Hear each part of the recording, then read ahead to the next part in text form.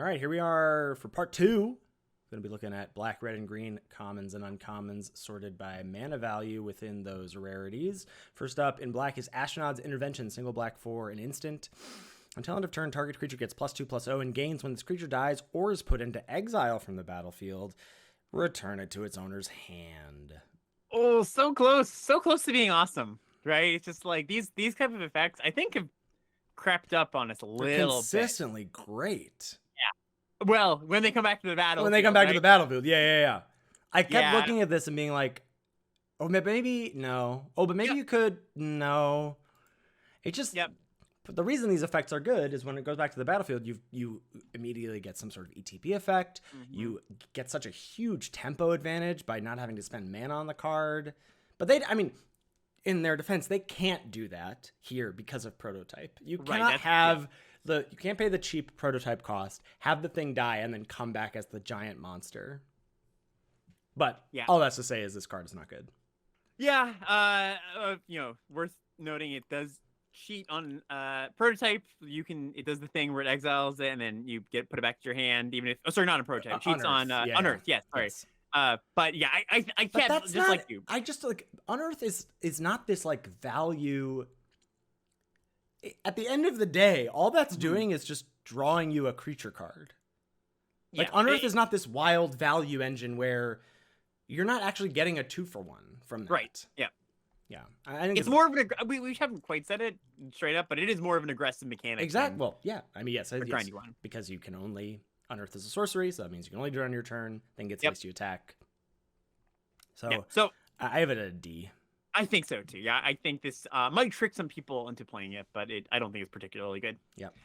Next up, we got a reprint here. We got Disfigure. So this is a single black mana for an instant. Target creature gets -2 until end of turn. So this hits a little less than half of commons and uncommons. Don't know of the things that will be played or whatever.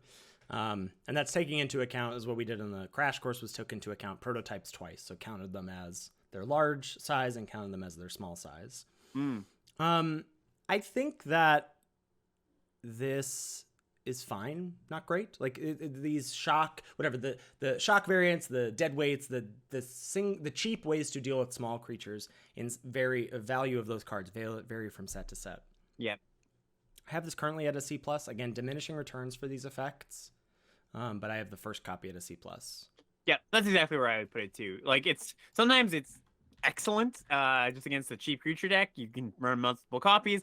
Sometimes you're like, well, I'm really hoping to scrape and find some sort of target. And mind you, it's a little bit better than a shock because you can use it in combat and, shrink creature, have your 3/3, kill their 3/3. But yeah, C+ I think is perfect. Sweet. Next up, we have Clay Revenant, a.k.a. the Ethan Sachs Invitational. Single mana for a 1/2 that enters the battlefield tapped, and you can pay 2 and a black to return it from your graveyard to your hand. So now that we've seen the full sets, how much do you like the card? I think this card, not only is this a card that I personally am attracted to, I do think this card is just actively good. Now, actively good in a synergistic sense, but actively good in the context of artifact entering the battlefield matters, in the context of Power Stones reducing this cost. Like, you can get this to a point where, in theory, this whole package costs just 1 black mana, in the context of looting being a thing, in the context of self-mill being a thing. I think this is a synergy C+. Yeah, I think in there too. I gotta admit, a bit skeptical when your guys' last episode, you're talking about it, and of course, Ethan, like you said, you love these cards, and I was like, looks a little funky, but I think after seeing the full set, I'm in agreement. It's just enough going on here that synergy C+ sounds good to me. Yeah, sweet. Wow, not arguing? Yeah, well, not yet. Okay. Next up, we got Emergency Well. This is 1 and a black for a sorcery. Return target artifact or creature from your graveyard to your hand and make a 1/1 colorless soldier artifact token. This card's sweet. Yeah, this card's awesome. This is Baby what Digger. Callous Dismissal is to Manowar. This is to Gravedigger. Why is this? Yeah, I mean, I get the comparison to Callous Dismissal in that it's a small, like it's whatever. Yeah, Baby Manowar, or you think of like Unsummon and Raise Dead attached to a 1/1, whatever. But like, I don't quite get, like, it's just a Baby Gravedigger. Sure. Okay. Yeah. Any comparison you'd like. Yeah. Like anything works. Any way you want to frame it. But the card's good. Yeah. Right. This card's the card's great. very good. Just obviously it's not a 2-drop, but double spelling with this on turn 4, getting back a thing, make it a 1/1. Like the 1/1 will trade off at some point, or team up in a double block, or you can sacrifice it. It's often even on a great, like you would think, Gravedigger, which is by the way 4 mana 2/2, get back something from your graveyard. You look at that card and you think, 2/2 is kind of not amazing, but it's actually a lot better than you might think. It just is annoying enough. It blocks, and I think this does a lot of the same stuff while being 2 less mana. I think this card's awesome. I think this card B-, I'd say, maybe even B. Yeah, I'm on C+ here, but that's just about our our little calibration difference. Yeah, here. Exactly. I do think. Well, actually, that's interesting. You don't think this pulls you into a black deck? I don't know. Yeah, I don't know. It might. It's awkward. Again, it has a similar awkwardness in my mind of the white. It's obviously better than, but of the white reanimate thing that's 3 mana value or less that we argued about. In that, it costs 2 mana, but you're never casting it on turn 2, and so there's like, you just have to calibrate that in terms of where is it slotting in your curve. Actually, do you need self-mill synergies or sacrifice things to actually make it good? Like, do you need to care about the 1/1 servo in some way? And I'm not saying that all of those things are difficult to do, but they're also not trivial. Totally. Next up is Gixian Infiltrator, 1 and a black for a 2/1. Whenever you sacrifice another permanent, put a +1/+1 counter on Gixian Infiltrator. Yeah, so I looked at this card at first and I was like, okay, it's a little mopey. 2 mana 2/1, maybe gets a counter on it. It's still, 3/2 isn't that good. But then I looked, and again, I mentioned this when I was talking about red black at the beginning. I think there's actually quite a bit of support for this. So there's enough just like things that sacrifice. I mean, Evolving Wilds, you could count that too. But there's enough things that just say sacrifice on them. I think this thing will just sit around and will grow at a reasonable rate throughout the game. Now, it's not just going to be like growing every turn, but you can trade it off early if you need to. And there's going to be some game states where you're like, yeah, I've just got like 3 things that say sacrifice in my hand or on the battlefield. I can hold off trading this off, and on turn 5, maybe it'll be a 5/4 or something. So yeah, I do think that this is a synergy card. It's not just like awesome 2-drop, but I think a lot of your black decks can naturally use this. It's going to get a counter on it pretty easily, and there's going to be some decks it's awesome in. So I would just give this a C. I think you're fine. It's a totally fine 2-drop, and some decks are going to be Synergy awesome. C? Yeah, Synergy C, I would say. You don't want this card if you have literally no sacrifice. And I think the nice thing about a card, I have it at Synergy C-, but it's very similar. The nice thing about this card is like, you don't have to pick it early. Like these are this is like, you get yourself in whatever, a black deck where this is going to be good, and you can pick these up on the wheel, I think. And that's going to be, and when this card is a nice role player in those decks, that's going to feel sweet to get a card you're actively happy with. Pick 9, 10, 11. Yep, totally. Next up is Power Stone Fracture, 1 and a black sorcery. As an additional cost, to cast the spell, sack an artifact or creature, destroy target creature or planeswalker. Okay. So, Bone Splinters. Bone Splitters, yeah. But can sack an artifact, so in theory, if you've got a non-creature artifact, like your, like the Prophetic Prism variant, I guess I should just know what that card is called. That card is called Energy Refractor. Or sacrificing something that you unearthed. That's also an option. Again, another card that has diminishing returns. You can't load up on this kind of effect. And certainly it's going to be better the more you are leaning into that black-red sacrifice style deck. But I think the first copy is likely to be a C. Yeah, I think most black decks, just the way I'm looking at the black cards, I think most black decks are just going to be happy with the first copy. Then some decks maybe can really use the second copy or the third copy, but I think you're fine just throwing in the first one in. I think so too. All right, next up we've got Thraxodemon. This is a 1 and a black for a 2/2 demon. It's got an ability 3, tap it, sacrifice another creature or an artifact, draw a card. I'm into it. G-Guards rejoice. This is a good 2 mana 2/2. A good bear. Yeah, this is cool. So, there we've seen a few variants of this before. Usually it's on 3 mana 2/3s. But I think just like, the fact that you have to tap this instead of being able to sack 2 things in one turn, that doesn't matter too much.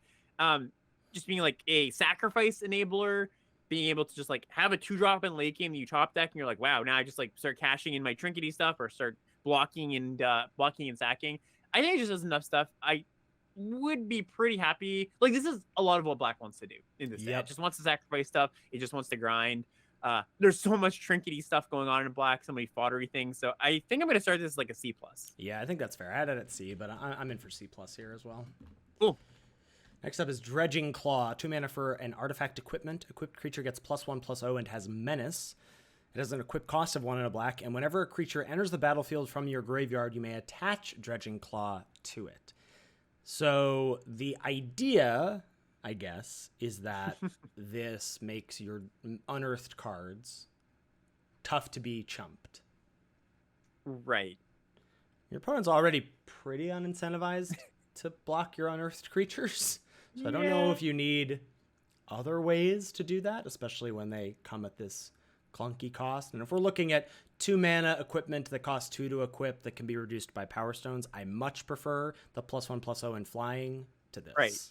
Yeah, I was going to say, how much better is this card ever than that card? And I mean, basically never. Basically never? Yeah. I think this is just like probably a F, B- card. I can't imagine ever wanting this card. Yep. You know? I agree with that. I agree with that. I gave a D-. Mm-hmm. Next up, Carrion Locust. This is 2 and a black for a 2/1 flyer. When it enters the battlefield, exile target card from opponent's graveyard. If it was a creature card, that player loses 1 life. It is interesting. There seems to be, for the amount of incidental graveyard hate that seems to exist, it doesn't seem like there's that much unearth. Yeah, right? It seems like they overloaded on the graveyard, the incidental graveyard hate, right? Yeah, and this is attached to a pretty unexciting body. Like, I think this is the definition of filler to me. Like, so to make a comparison here, there was Scavenger Harpy and Theros Beyond Death, and that was like, but that was a graveyard creatures. set. Like, yeah, you could actually get a card. Like, getting an escape creature was way better than getting an unearthed creature. Yeah, that was big game, and that card was playable, but it was also a D+. You know? Right, exactly. Yeah. So I'm gonna start this like D. Yeah, D-. I don't know. Not a card I'm too interested in. I agree. Next is Gix's Caress. 2 and a black for a sorcery. Target opponent reveals their hand. You choose a non-land card from it. That player discards that card. Create a tapped Power Stone token. Ooh, baby. I like this card a lot. I do too. This is my hot take, is that this is the best black common. Yeah, no, I can 100% buy that. Like, there's a lot of black cards that are kind of vying for that slot, but this one sticks out to me. So, I think a comparison to make is Toll the Invasion from War of the Spark, which made a 1/1, which is, I think, different, not necessarily better, but different than a Power Stone. But when you're like, you take the best thing, you ramp, I think that especially in a set where people are just have these like expensive cards that they're going to want to cast later in the game, taking that's pretty important. I don't know. I think this card, could definitely falter, could definitely just be like, it's too slow. You really want to be affecting the board, but like you kind of are. It's kind of like an investment for a later turn. I don't know. What grade did you give this? I mean, I gave it a C+, but then I gave other cards a B-, but I think this is the best black common, so I think I have to give this a B- or a B. Like, I agree. Like, someone in chat said this is going to be underrated, and I totally agree with that. Yeah. I think this is if I think this is the best black common, I am not going to have to pick it at that rate, because I bet the Alsa 17 land stats on this are going to be like 6. Yes. Like, this is not going to get taken highly, much like up until the end of War of the Spark, Toll of the Invasion was not taken appropriately. Like, but the fact that you get to nab their, like, in the world where you nab their ramp payoff and ramp towards your ramp payoff, good lords. Like, this is going to feel so grown testy every time it gets cast against you and takes something somewhat relevant. Yeah, and I also think just, kind of a meta point here, most likely what's going to happen is the first few days or week of draft, and everything, like, people aren't going to know that something that costs 3 or less that just says Power Stone on it, it's just going to be like, those are awesome cards. You're going to just get those cards, right? Right. Oh man, so, what a time to be, like, the first week of this format is going to feel, it's going to be so hard to do content on it, because if as a caveat, if Power Stones are as good as we think they are, and if the community at large doesn't get that, which are 2 assumptions I am making, the first week is going to feel like the Wild West, and you're going to get decks that you will never get again in this format. Yep, 100%. We're just like Power Stone. I've got a bunch of insane payoffs, right? Yeah, totally. I'm willing to go C+ on this too. I think Express is a strong card. It's so funny because it doesn't take too much for these like effects that we don't usually play, these coercion effects, to just like go over the top and be like, yeah, that's enough. It gives me another resource. So, yep, I'm into it. C+. Sweet. All right, next up, we've got Gixian Skull Player. So it's 2 and a black for a 2/3 human Phyrexian Assassin. At the beginning of your upkeep, If there are 3 or more creature cards in your graveyard, you put a counter on the Skull Player. I even started this at C-, but this could just even be D+. Like, I don't even know if this is a role player in some decks. Yeah. Seems junky to me. I agree. So what's the earliest you're gonna turn this on? If you're like honestly, I'm not even talking about medium case scenario. I'm just talking about like if you could turbo this, like it's still pretty late. Turn like, 4, like you play. Yeah. Like let's say you play the green self-mill creature into the black self-mill creature. So maybe turn 4. Yeah, I think this card's pretty bad. I agree.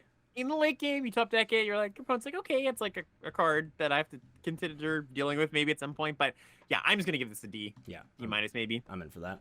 Cool. Next up is Killzone Acrobat. 2 and a black for a 3/2 human soldier. When it attacks, you may sacrifice another creature or artifact. If you do, Killzone Acrobat gains flying until end of turn.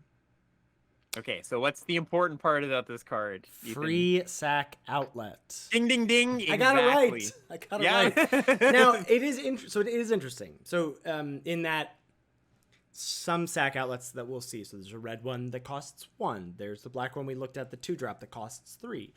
Those effects can be reduced in your mind with Power Stones. So maybe they don't actually cost 3. It costs 2 or 1. Or potentially you could get to a world where you're thinking about it like 0. But this is actual factual 0. And while this card is not that exciting, that is the important part of this card to note. And I think that pushes it out of the D range and into C- territory. I don't even go... I think it's just like a C. I think just like having that free sack outlet, like the card on its own isn't that bad. Like I can... Right, I mean, hitting for 3 twice. That's a lot. Yeah. Yeah. I would even just put it at C. Like it's gonna be synergy C+ or B- in a lot of decks. Like you're really going to want to, like prioritize this card in certain decks. So I'm gonna give it a C. Yeah. But I think it's higher in some decks. Sweet. This was an interesting one. So Moment of Defiance. This is 2 and a black for an instant. Target creature gets +2/+1 and gains lifelink until end of turn. Draw a card. Now, I know what the important part of this card is. Yeah, the 3 special words. Well, actually, it's draw card. There's another special word too, which is lifelink. Yeah. So I initially looked at this and I was like, ugh, 3 mana trick. Like, yeah, I know you draw a card, but like, ugh, whatever. Then I looked at Ben's grade, which was a B-, and I was like, oh god, what the hell am I missing? Oh, it's Majestic Metamorphosis. Yeah. So it's not quite right because like I've based for like winning combat as turning your 1/1 into a 4/4, your 2/2 into a 4/4, or just killing your opponent with a 4/4 flyer, not even caring about the draw card.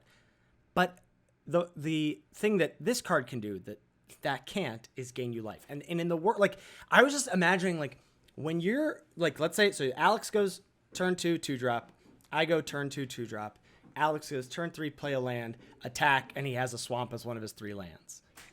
Can I ever block? Like, I don't think... Ben was like, you have to, because it's just only getting better. But then in that world, Alex is winning combat, drawing a card, and gaining 4 life. And that does not seem like that hard of a scenario to draw up. And then as the game scales, this... like, can you imagine gaining 6 life off of this? Yes, it's not hard to imagine. There are gigantic monsters in this set. Gain 12 life? Like, yeah. Good Lord. So I had the exact same trajectory. I was like, okay, like it's a little bit worse. Oh no, like so what my new trick for evaluating cards is when I'm really stumped.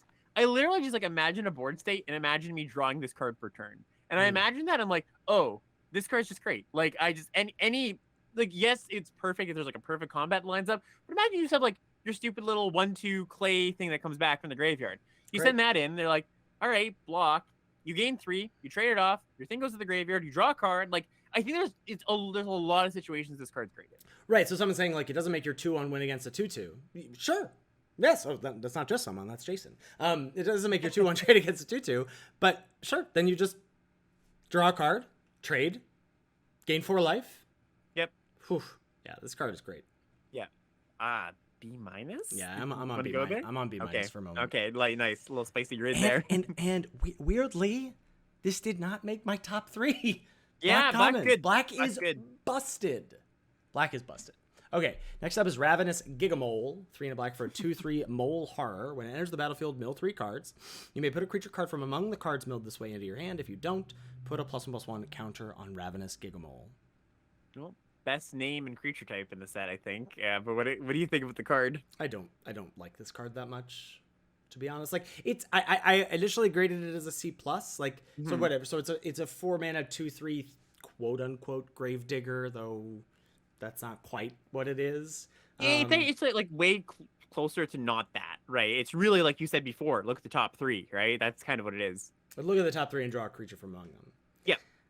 And in a 15 creature plus deck, you're probably not missing very often with that, but you can. I don't know. It's just 4 mana. Isn't it pretty much Organ Hoarder? I guess. Like, no, because like Organ Hoarder hit lands, Organ Hoarder hit spell. Like it's quite different from that. I don't know. I gave it a C plus, but I feel like I want to go lower on it just because it's 4 mana. I don't love this cycle. I don't know what it is about this cycle. I think some of them are good. I think I agree with you that this is not one of the better ones. So again, like looking at the fail case here, what happens if you miss? 4 mana, 3/4, no synergy, no nothing is just not good. Like that's just not a good card, right? So yeah, I think that I want to give this a C. I could be even a little bit lower. Like it's so funny. We've had a long stretch of cards like Organ Hoarder just like gave everybody this like trauma. It's just like every card that looks kind of close to it, we're like, baby, it's Organ Hoarder, it's back. Unchained Prodigy. And like the subtle differences between that like Hoarder and this card or like whatever card. 3 points of power, graveyard synergies, whatever. Like that matters a lot. Like small things matter on Magic cards quite a bit. They get a profound effect. And I think this is just hitting not quite enough things. So I'd probably list a C. Yeah. I could see it's either going up or down, but I'd give it a C here. This next one, this is a 4-drop I can get behind though. Yep, we got Scrapwork Rager. So this is 4 mana for a 2/2. This is colorless. It's an artifact creature. When the Rager enters the battlefield, you draw a card and you lose a life. So very similar to Phyrexian Ranger. And it has Unearth for 3 and a black. Ooh, baby. So it's like Organ Hoarder. It's so good. This is actually just good. Just to push back on some, I'm seeing the sentiment a lot, so I want to address it for the last card of, well, 4 mana, 3/4, mill 3, that's not nothing, isn't it? But in that scenario, you are not milling a creature. And so one of, like, all of the things that care about mill in this format is so that you can, use the 2 mana baby Gravedigger to get something back, or bin an Unearthed creature and get it back. But in the scenario where you're just milling 3 cards and not drawing a card off that Gigamole is the scenario where you are not binning a creature. And I think that's worth... yeah, that's true. There are a few non-creature Unearths, but... Yeah, very few, though. But very, very few. And even less of them that are playable. Scrapwork Rager is just great. I will pay an extra mana for Phyrexian Rager with this Unearth cost. Yeah, the Unearth cost is going to be like after you've run out of things to do, kind of, or you're like, 4 mana to get back a temporary 2/2 draw card is not the most exciting. I'm probably, since from the sounds of it, I think I'm probably a little bit lower on it than you are. I think this card is good. I think it's better than the Gigamole. Maybe we're at the same spot. I would probably give it like a C plus, trending towards C, which is like kind of whatever. But I don't know. What do you have it about there? I have it at a C plus, yeah. But that means that I'm still a grade higher than you, because you would, if we were at the same grade, you'd be giving it a B minus. Yeah, exactly. Yeah, yeah. So I think C plus is appropriate here. Okay. All right. Next up, we've got Overwhelming Remorse. So this is 4 and a black for an instant. The spell costs 1 less to cast for each creature card in your graveyard. Exile target creature or planeswalker. This card's very good. Yeah, this card is quite good. I think that... So exile is, of course, relevant. Definitely matters for a lot of stuff. Not just unearthed creatures, but there have been quite a few like death triggers or things that care about, when this thing dies, do a thing. Or just like things that care about things dying. So that's relevant in that spot. But also just like that cost reduction, I think it's going to cost 4 on turn 4 a lot of the time. Yeah. And that's like not bad. Instant speed, exile something 4 mana. And then in the late game, or like the mid part of the game where stuff's traded off, you'd have to be 2 mana and double spell with it for a lot of the time. Yep. And there's just, we've gone over some self-mill stuff already. I think you're going to be filling your grave, not just through creature combat, but also through other ways. So yeah, I'm a big fan of this one. Yeah, I have it at B minus. Yeah, I would put it there too. Next up, we have Trench Stalker, 4 and a black for a 4/5. As long as you've drawn 2 or more cards this turn, Trench Stalker has Death Touch and Lifelink. Yeah, it's big body, Dowser of Light, from Guild, for those who play Guilds of Ravnica. Lifelink on a big creature like that and Death Touch too. Like people always knock Death Touch on large creatures. It's like, what do you need Death Touch on large creature for? Well, it's really hard to double block, right? So I don't know. Maybe it's tricking me into liking it more than I should, but I'm just imagining like untapping with destroying a card and your opponent being like, all right, that's like a pain, Yeah, I was initially higher on this because of all of the things you said. And then Ben talked me off the ledge because I was like, the reason Dowser of Lights, which was in Guilds of Ravnica, was just black 5 mana 4/5. That was just the biggest thing. Yeah. This is not going to be the biggest thing in this set.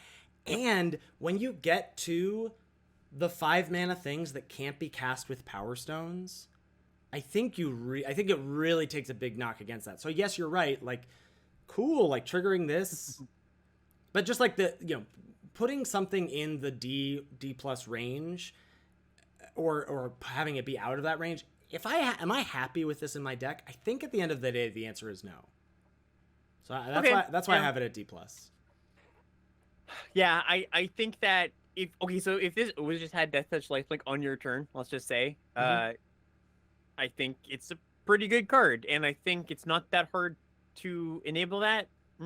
Yeah, I kind of like, my gut tells me you're right on this. I think that like I want to like this more than I think I should. So I'm gonna also join you at like a pretty low grade. This is just one I could, I want to keep my eye on though. Yeah, I think that's fair. Yeah. All right. Last one. We got another prototype creature here. So we've got Goring Warplow, another cool name. 6 mana for a 5/4 Death Touch, and it's got prototype, 1 in a black for a 1/1. Again, I argued with Ben about this card. I don't like this card. I don't really either. Like, no. This is one of those 2 bad tastes that taste bad together. Like, a 2 mana 1/1 Death Touch and a 6 mana 5/4 Death Touch. Neither of those cards are cards that I am happy with, and so I don't particularly feel like I'm gaining much by the modality of it. Now,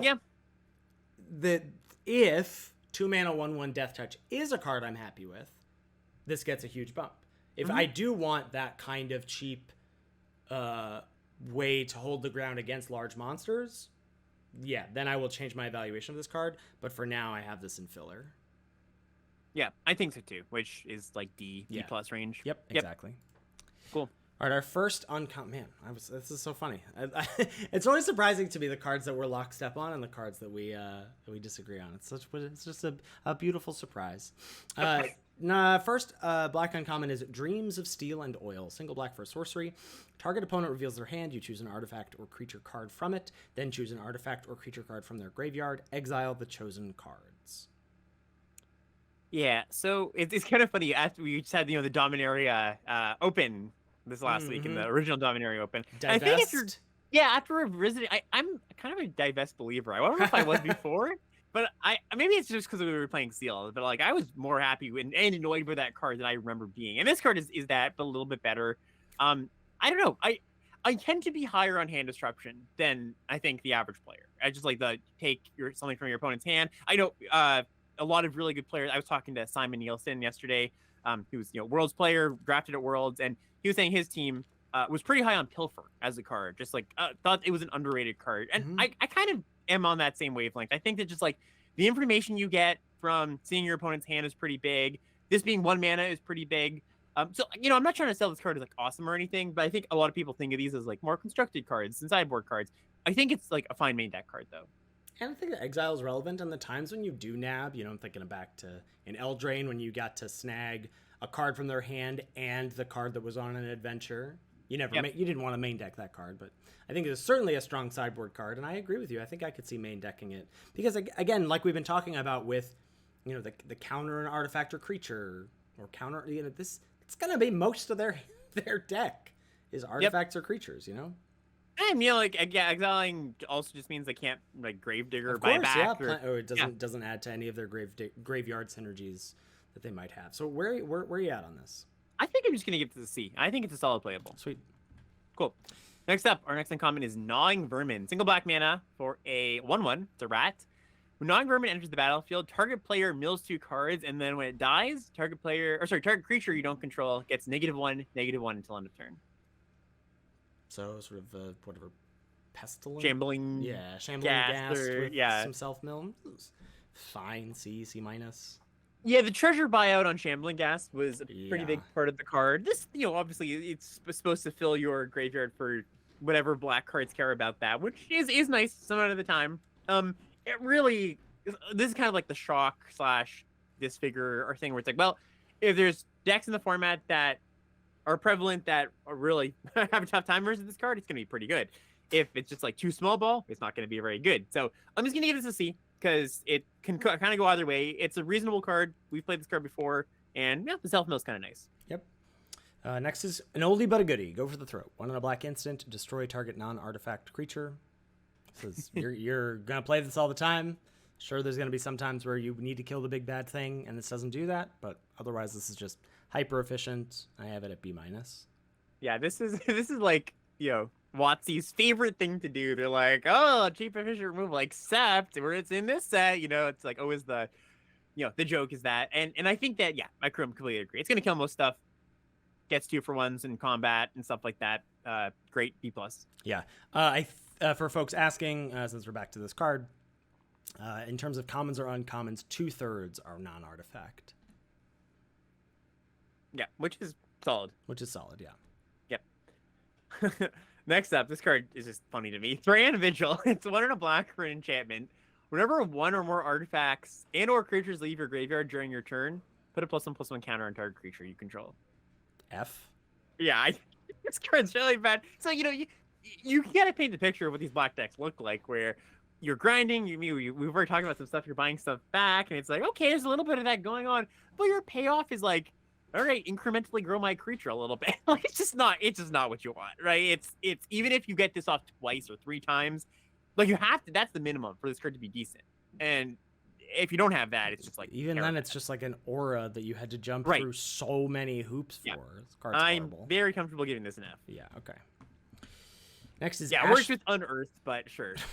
Sure. Whatever you folks need to talk yourself into to play that card, have at it. Astronaut's Harvester is 2 mana for a 3/1. When it attacks, exile a target card from a graveyard, and it has Unearth for 1 in a black. Just giving 2 mana 3/1s to everybody these days, eh? Just yeah, straight up. We finally know they're bad. I like 2 mana 3/1s. In a set full of 1/1 tokens. Yeah, we'll see. Yeah. This is cool though. This is a decent card. This card's great. This is C+, I think. Again, the cheap Unearth cost, right? That's a big part of this card. 2 mana Unearth. Yeah, I could say it's hard. I was gonna say I could see a world where even non-black decks want this, but that's hard because like most of the decks that want a cheap artifact like this is probably black red, black white. But yeah, this card's great. Yep, C+. Next up, Battlefield Butcher. This is 2 in a black for a 1/4 human soldier. 5 and tap it. Each opponent loses 2 life. This ability costs 1 less to activate for each creature card in your graveyard. Well, yeah, it's kind of an interesting one. Doesn't shadow to me as awesome or terrible. yeah, I have it just right in the middle as a C. Yeah, so like if your black deck is built for the late game, this will, if you can be stable. Yep, this will demand an answer. Yeah, you don't need to worry. Like the 5 mana activation is like kind of it's kind of fake because by the time you want to like do this, you'll have some creatures, you'll have some power stones. Yeah, exactly. So just like 1/4 that taps to make your opponent lose 2 life. It's pretty good. Yeah, it's pretty good. I think you just give it a C. Yeah, C+ maybe. I'm on C. Cool. For this as well. All right, next up is Gruesome Realization. 1 black for a sorcery. Choose 1. You draw 2 cards and you lose 2 life, or creatures your opponents control get -1/-1 until end of turn. Do we like this modality? I do really like this modality because one of the things that makes these -1/-1 effects not main deckable most of the time is that there are some instances where they're dead. Well, in those instances, you get to draw, you have bad divination coming right to bat for you. Like, I think basically every black deck wants this, but certainly any black deck that calls itself controlling in any way wants this. I think especially it's good because it's just good in multiple matchups. Usually against the control decks, you want the -1. Usually not against the aggro decks. You're not going to want the lose 2 life to draw 2. So, yep, I like it quite a bit, and yeah, just your opponent's creature is getting a one. That's a Right. You know, can also engineer a post combat, Yep. like either a pre combat where this forces your opponent to make bad blocks, or a post combat to finish off a bunch of creatures. Yep. C plus. I have C plus as well. Yeah. Sweet. Cool. Okay, I take it back. The mole is not the best card name. Gurgling Anointer. This has to be the best card name. 2 and a black for a 1/3 flyer. Whenever you draw your second card each turn, put a +1/+1 counter on Gurgling Anointer, and then when it dies, return another target creature with mana value less than or equal to the Anointer's power from your graveyard to the battlefield. This card is busted. The house, yeah, it's a real house. 3 mana 1/3 flyer that grows and then gets back a creature to the battlefield when it dies. It's probably like, I think you can, in the decks that you're gonna put this in, pretty freely grow twice over the course of the game. Maybe even just like on consecutive turns. Like getting this to 2 power, you got a 2/4. Like that's just like 2/4 for 3. It's just a really good body. Yeah, this card is quite good. I think that I wouldn't even worry too much about that last line of text, like when it dies, because sometimes your opponents can just like ignore it or go around it or have non-killing removal. But like just this flyer that grows, I think is quite powerful. I think I would just give this a B. I agree. Cool. Next up we have here we go. Transmogrant Altar is up next. This is 3 mana for an artifact. You pay black, tap, sack a creature, add 3 colorless mana, or you can pay 2 tap, sack a creature to create a 3/3 colorless zombie artifact creature token, activate only as a sorcery. Yeah, Ethan's like, little clay buddy, get on that table. You're you're gonna become a 3/3 over and over and over again. Though you will be surprised to learn that I did not. We argued about this card on Lords of Limited, and I was lower on this card than Ben. I don't know what to make of this card, to be honest. I think it's good. You think it's just good? So, I mean, not just good. I think it's got its spots where it's good. So, basically, both of these abilities, the adding mana and the making 3/3s, I think have their spots. Like, I think there's going to be sometimes you're pretty happy to just, like, sack a token to power out, a 7-drop, one of your prototype creatures. Yeah, for sure. Just having that around is nice. Or just using that mana for something else, like activated abilities, whatever. And then when you're not doing that, well, when you're not doing that, you also are just going to have like fodder lying around. I mean, both those things need fodder. So the thing that ties this card together is you want tokens, you want stuff that you actively want to sacrifice. But if you don't have an expensive thing that you're powering out, you're just like turning your little stupid 1/1s into 3/3s. I don't know. I think it does enough stuff. Again, it's kind of a card that you need that confluence of, I've got expensive stuff, I've got fodder. But I think in that deck, it's pretty decent. Yeah. I mean, I gave this a synergy C. Maybe that's too low. No, I think that's about right. Synergy C+ is about where I put it. Okay. All right. Yeah. I don't think it's like unplayable or anything, but there are worlds where I'm still just a little tentative of, okay, I'm working hard for my Power Stones, and I'm okay to not affect the board for my Power Stones. But then when I'm using my Power Stones, I'm gonna need to affect the board in some way. The board. Yeah, and this doesn't quite get there. But sure, I agree. It could be a little bit finicky, a little bit too slow. Also, something Chat points out here, it works pretty well with unearthed creatures too. Just like you get to unearth them and turn them into 3/3s. So yeah, I think there's enough stuff going on here that I like the card, but it could definitely just not be good. Yeah. All right, next up we got No One Left Behind. So this is a 4 and a black, 5 mana sorcery. It costs 3 less to cast if it targets a creature card with mana value 3 or less. Return that card from the graveyard to the battlefield. Yeah, I like. I mean, much like I liked the white big reanimate spell. I also like this one. I honestly kind of like the white one a little better because it comes with a Power Stone token rather than the modality on this, because I'm envisioning just wanting to, in blue-black, just rummage or loot or whatever and then reanimate. I don't think that's crazy to think about when you have some big bad prototype creatures. Yeah, if we think of, so when the best reanimation set, main, not masters set or anything, the best set for reanimation, I think, was Ikoria, if I'm remembering correctly, because they had the giant monsters that you could get into the graveyard. And when the reanimation spells are bad, it's often not because they're they're a little clunky, but often it's because there's nothing great to get back. Like, it's too hard to enable it. But when you have the cycling fatties, is easy. And the other scenario that you've been talking about, which I keep undercutting because I'm like, oh, you got to put the prototype things in the yard. But just casting them for cheap, they die, and then you get them back as their large versions. That's also going to happen. Yep, agree. So a little bit better than your average reanimation spell. Still not like I think it is a bit of build around, bit of a ooh, this is good for my deck kind of card. But in this deck, it's like B minus C plus. Yeah, I have it at C plus as well. Cool. Next up, what's up? Corrupt, 5 and a black for a sorcery, part of this reverse domain cycle. Corrupt deals damage to any target equal to the number of swamps you control. You gain life equal to the damage dealt this way. This is of the cycle, the card that, like, I definitely think there are going to be mono black decks in the format that get where you get 2 corrupts and you're just all in dealer on this, because that, like, 6+ to the dome, 6+ to the dome, drain. That's a way to win a game of Magic. Yeah, I think Corrupt is still a banger in 2022. It's kind of wild, right? It's fun to see when you're like, this just doesn't hold up. And you're just like, oh, from all the way back from Urza's Saga comes Corrupt and looks pretty good. Yeah, again, like you said, you got to have the lots of swamps, but you don't necessarily have to be actual mono black, but as close as you can helps.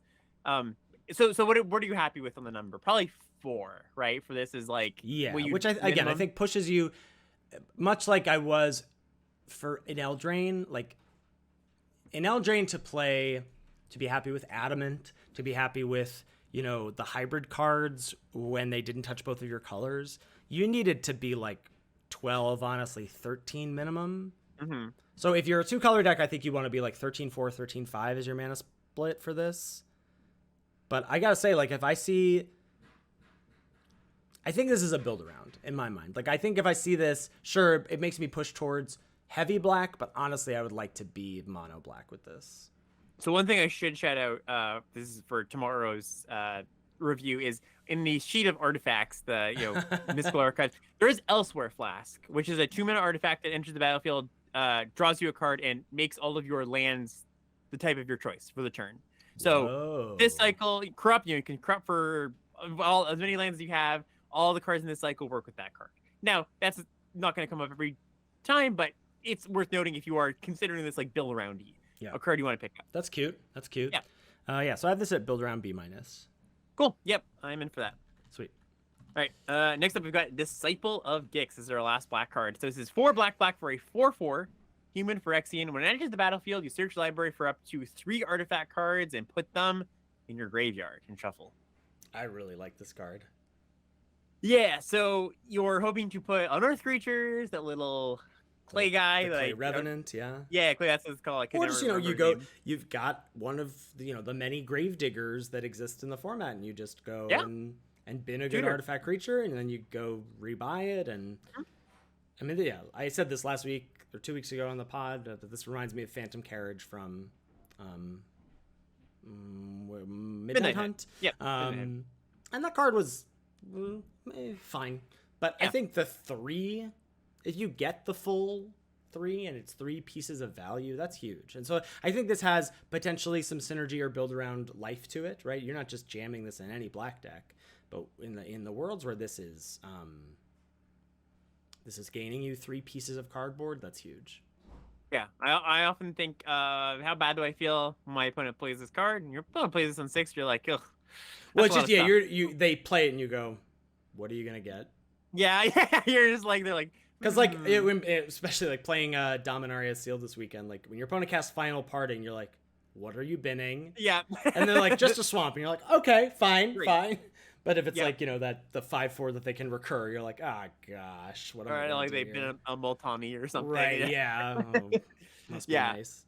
Yeah. So I think that this is a card that, and also kind of like if you're doing the reanimation stuff, like it's an entomb too, right? So you got a little, yeah. Okay, yeah. What do you want to give this one? I gave it a synergy B. I mean, it could be. I could even see build around B. Like this might just be worth like math. I think I'm actually gonna revise it to build around B.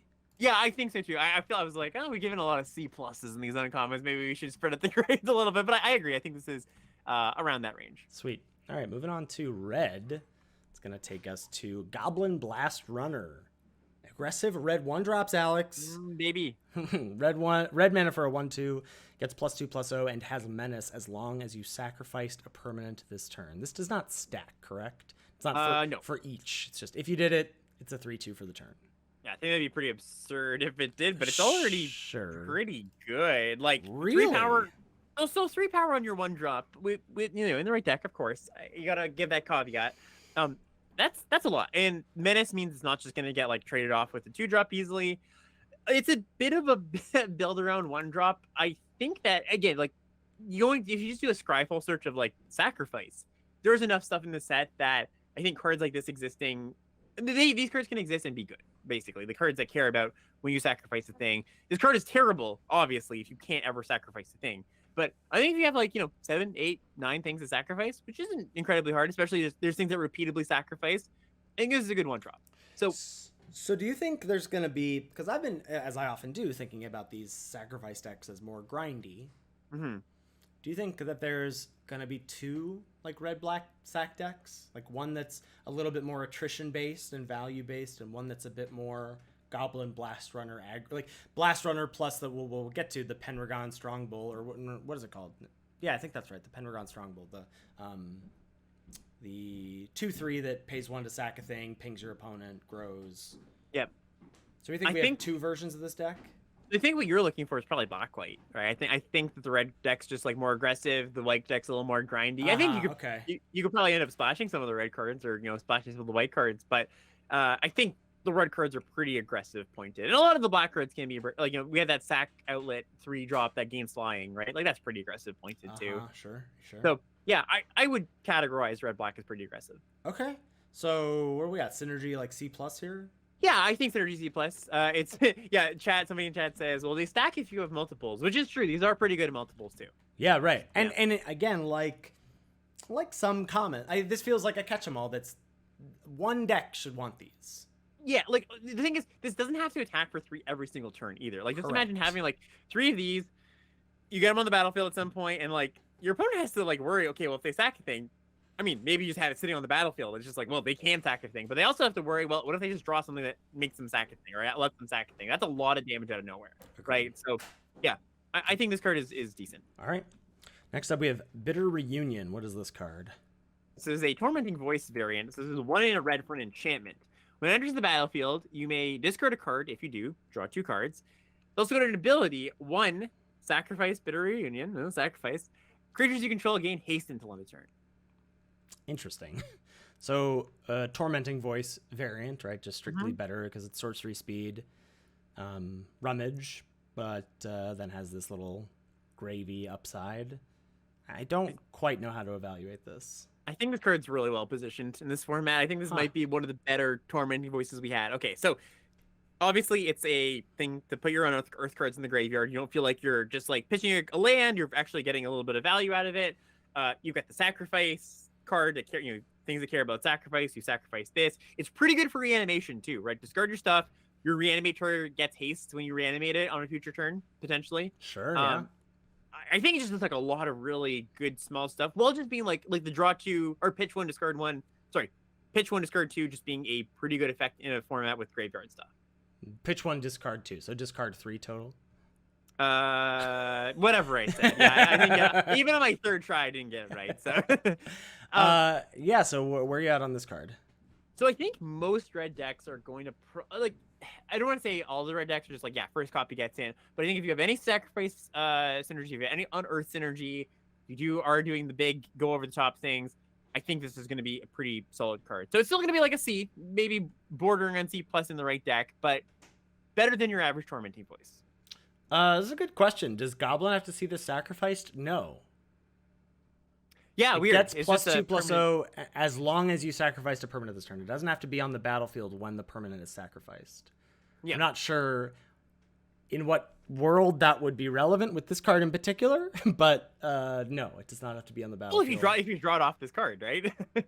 You I guess then you can get a haste. I don't know. Right, yeah. but it does have to be in play when you sacrifice it if you want it to have haste. Yeah, that is true. Okay, so another Synergy C? Yeah, I think Synergy C, again, like I said, like I can see some decks actively wanting this card. Yeah, I think that's fair. think that's definitely fair. All right, next up we have Dwarven Forge Chanter, 1 on a red for a 1/3 with prowess and ward pay to life. Interesting. Nope.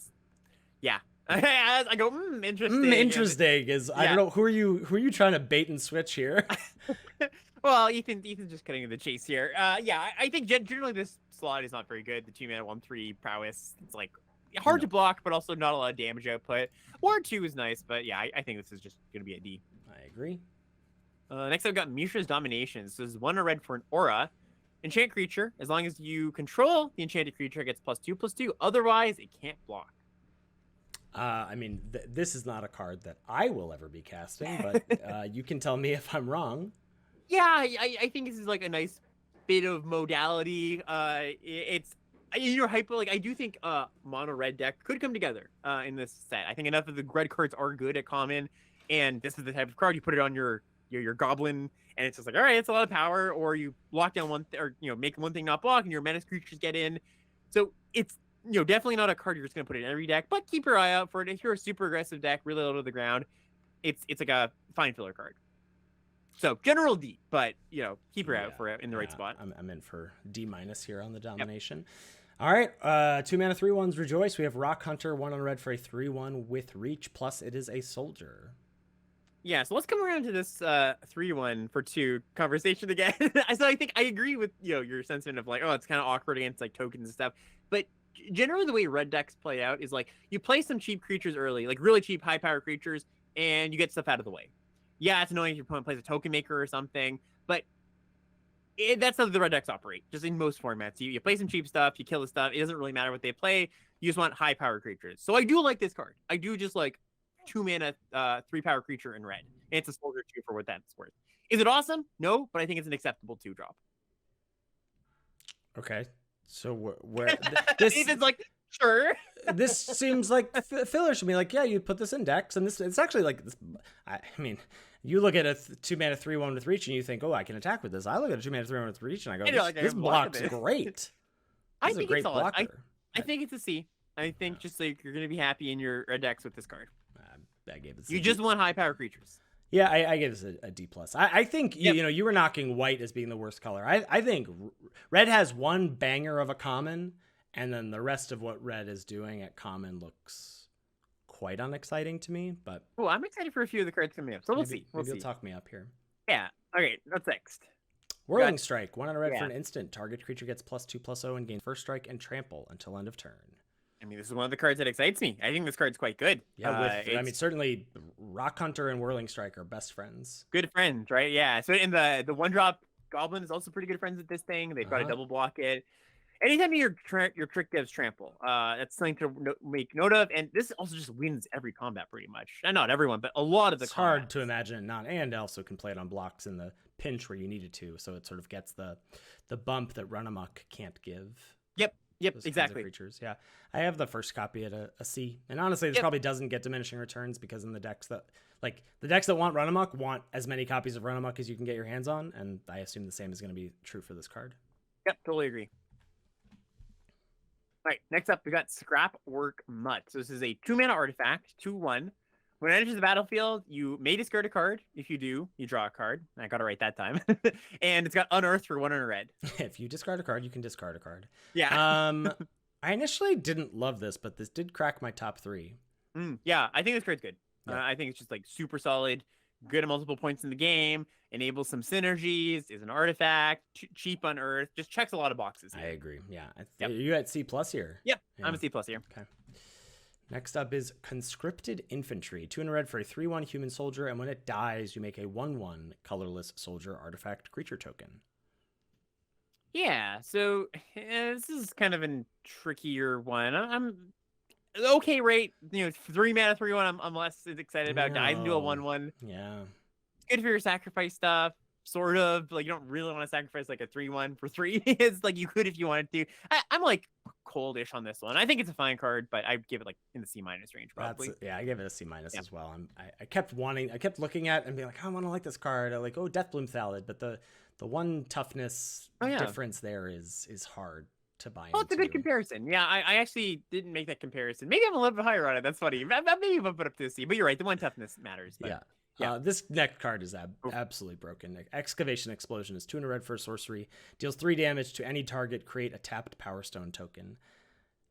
This might be just the best common in the set. Like it might suffer in my mind from not liking red very much, in the same way that like Lightning Strike was good, but red wasn't that good, etc.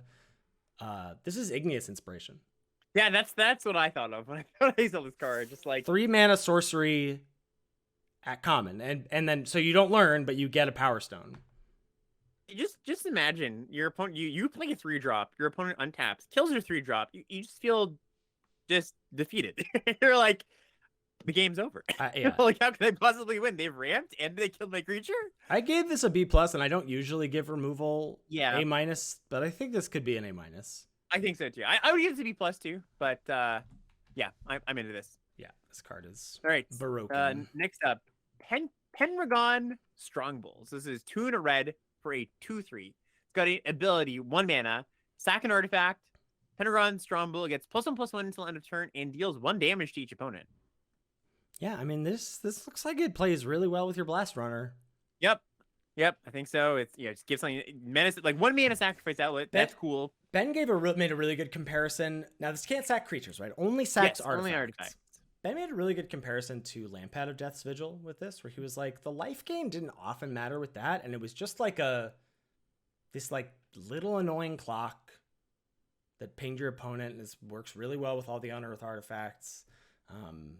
I think this is quite good. I don't know if it's like just straight up good, build around-y good, synergy good, but I think this is good. Yeah, so one of the things I mentioned at the top of this was just like, the Power Stones aren't always going to do the same thing in every deck. Sometimes they are ramping you, sometimes they are getting sacrificed, and I think that here in the red decks, you're just like, sometimes you're ramping, but I think sometimes you're just like stockpiling some artifacts that eventually, you burst into this Strongbull, or you like go all in sacrificing it to something else, or just have all this fodder around where it's just like, oh, I need to sacrifice stuff. Great, I've generated these resources over the course of the game.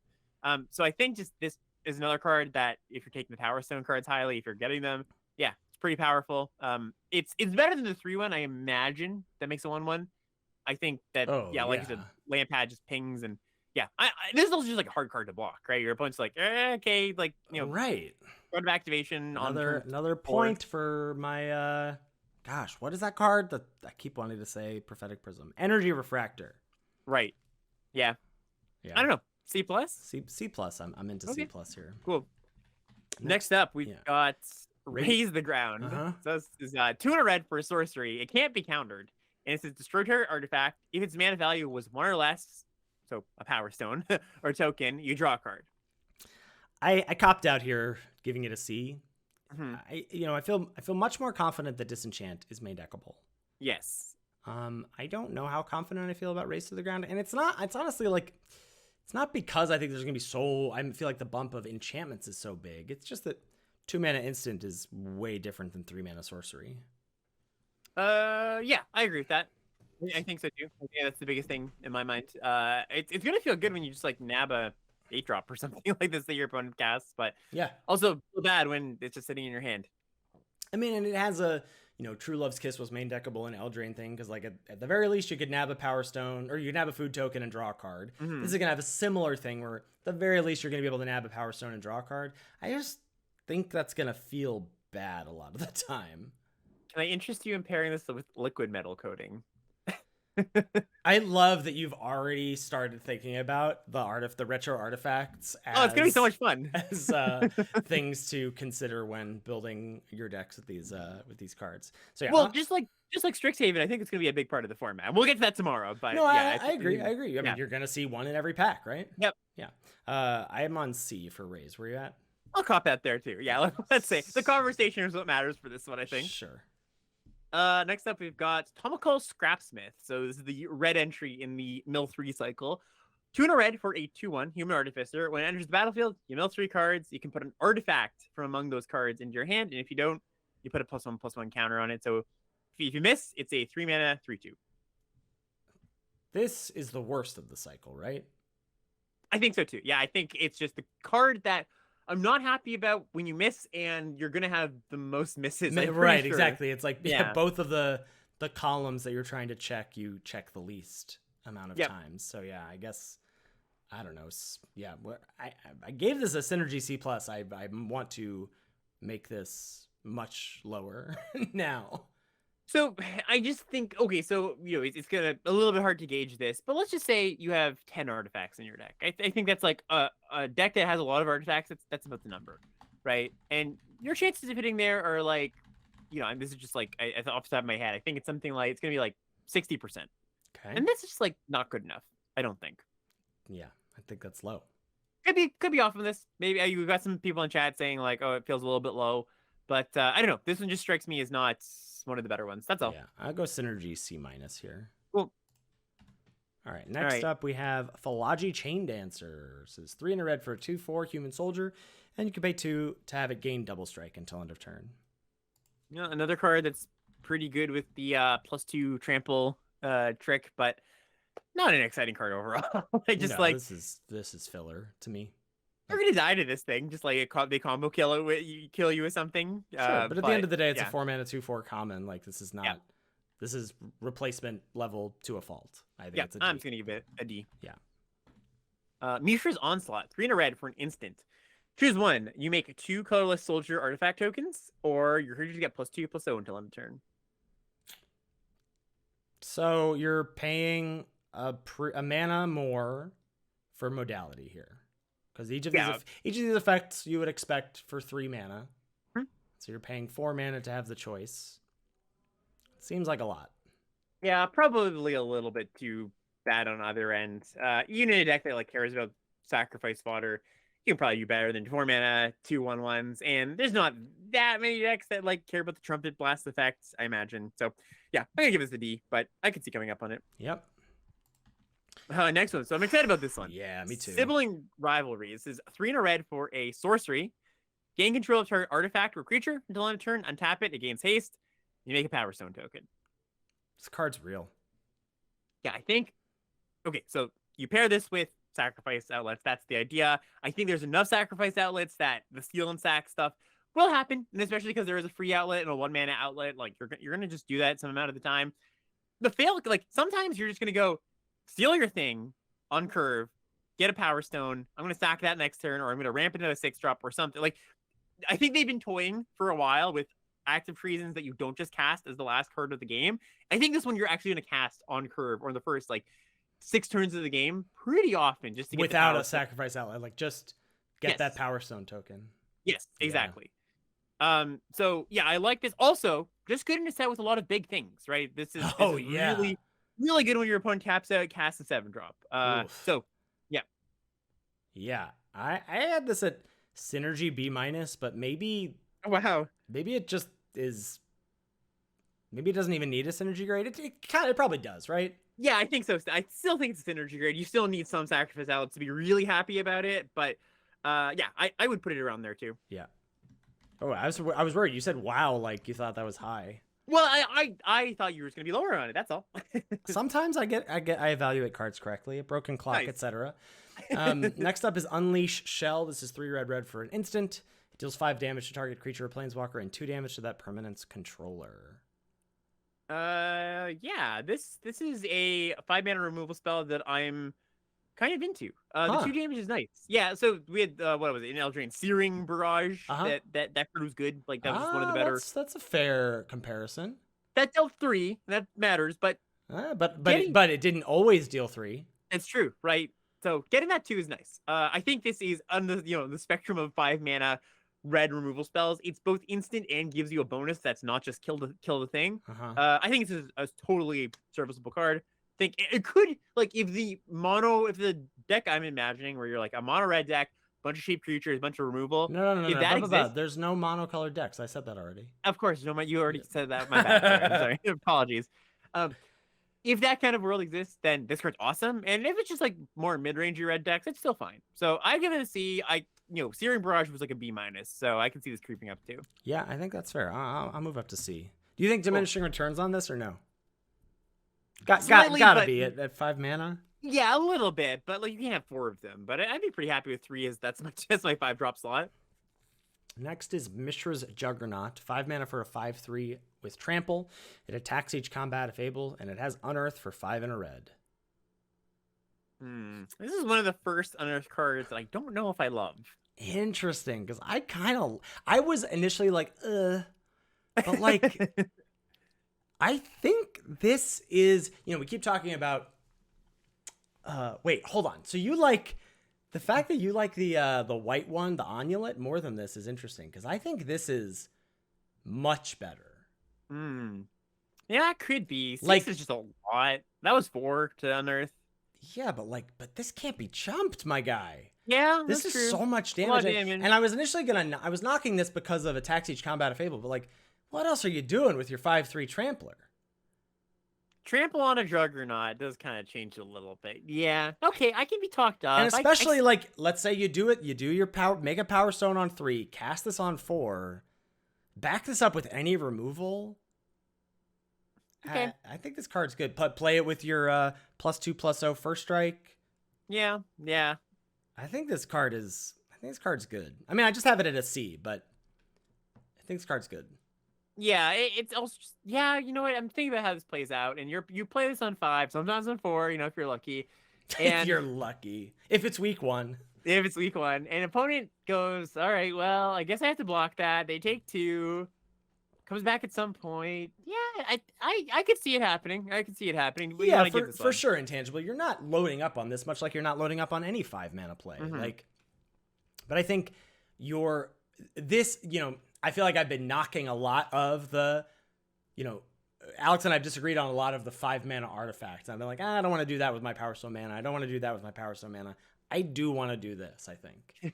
Because one of the problems I see with the unearthed creatures is that sometimes they're small, sometimes they're easily ignored. I just don't think you can ignore the 5/3 trample up front and the 5/3 trample on unearth. Yeah. I think that packs quite a punch in one card. So I give it a C. Okay, yeah, I can be convinced. I think I left my own devices. I probably would have given it like C-, but yeah, I think C is I like that. I could be chalked up. Cool. Okay. Next one here, we've got a prototype card. So 7-mana, 6/4 haste. Prototype cost 2 and a red, 3/2 haste. And it is called Blitz Automaton. Yes, that's important, the name. I don't like, this is very similar to the black one. I don't like either half of this card. Yeah. Yeah, this is just like, this is the worst of the 3-drop slots that we've seen. And in the flexibility, like you said, it's not great on the top end. 7-mana, 6/4 haste is kind of whatever. Yeah, I think this card's just actually not very good. I think it's like a D. Yeah, I give this a D+. Cool. All right, next is, an oldie, but a goodie. We have Monastery Swiftspear, single red for a 1/2 human monk with haste and prowess. Well, I mean, I'm going to say it again. If this mono red deck I'm envisioning does exist, and I'm breaking the rules of Ethan, I know. I think you're right. I think this mono red deck does exist. That Swiftspear is just good. So it wasn't so good in Concentric here because that was like a 3-color set, and there wasn't a lot of support for like low to the ground aggro. But red decks find a way, and people still played this with their Valley Dashers and whatever. And I think this set's way more supportive for this card. Obviously we've seen this in multiple construction formats, and it's just awesome there. You just want cheap spells, combat tricks play really well with this. The trample trick, cheap interaction. I mean, I think this card's really, really good in the right shell. It's not just like a generic red card you can put in. I think that's maybe something to warn against, where if you are a more mid-range deck, the constructed cards with the pedigree tend to be a little bit overrated generally. Yeah. So I think don't just put this in your like random mid-range red deck. But if you are that low to the ground, lots of cheap spells deck, this card's great. I'd give it a Synergy C+. Yeah, I think it's about right. Because you don't unlike the, even if you think about the artifact, but especially the blue-red signpost, those are cards where you go, this is a reason to do the thing. I don't think Swiftspear is powerful enough, but if you were already doing that thing, this is quite good. So yeah, I'm on Synergy C+ here. Yep. Interested to get your thoughts on this next card. Yeah, it's kind of a funky one. So this is Mishra's Research Desk. It is a 1-mana artifact. Has an ability 1, tap it, sack the Research Desk, exile the top 2 cards of your library, choose one of them. Until the end of your next turn, you can play that card, and it's got unearth for 1 and a red. Okay, so really just like odd card. you're paying 2 mana to have a little bit of card selection. Look at the top 2. Maybe you hit your land drop, and it's nice that it's installment, so you can just crack this when you maybe a little bit later in the game, you got a little more mana. You hit 2-3 drops, you're not like, oops, I can't cast those. It is until the end of your next turn. It's got that I good know. wording. That's really good wording. Right. Yeah. I was initially thinking, I was like, oh, this is like synthesizer.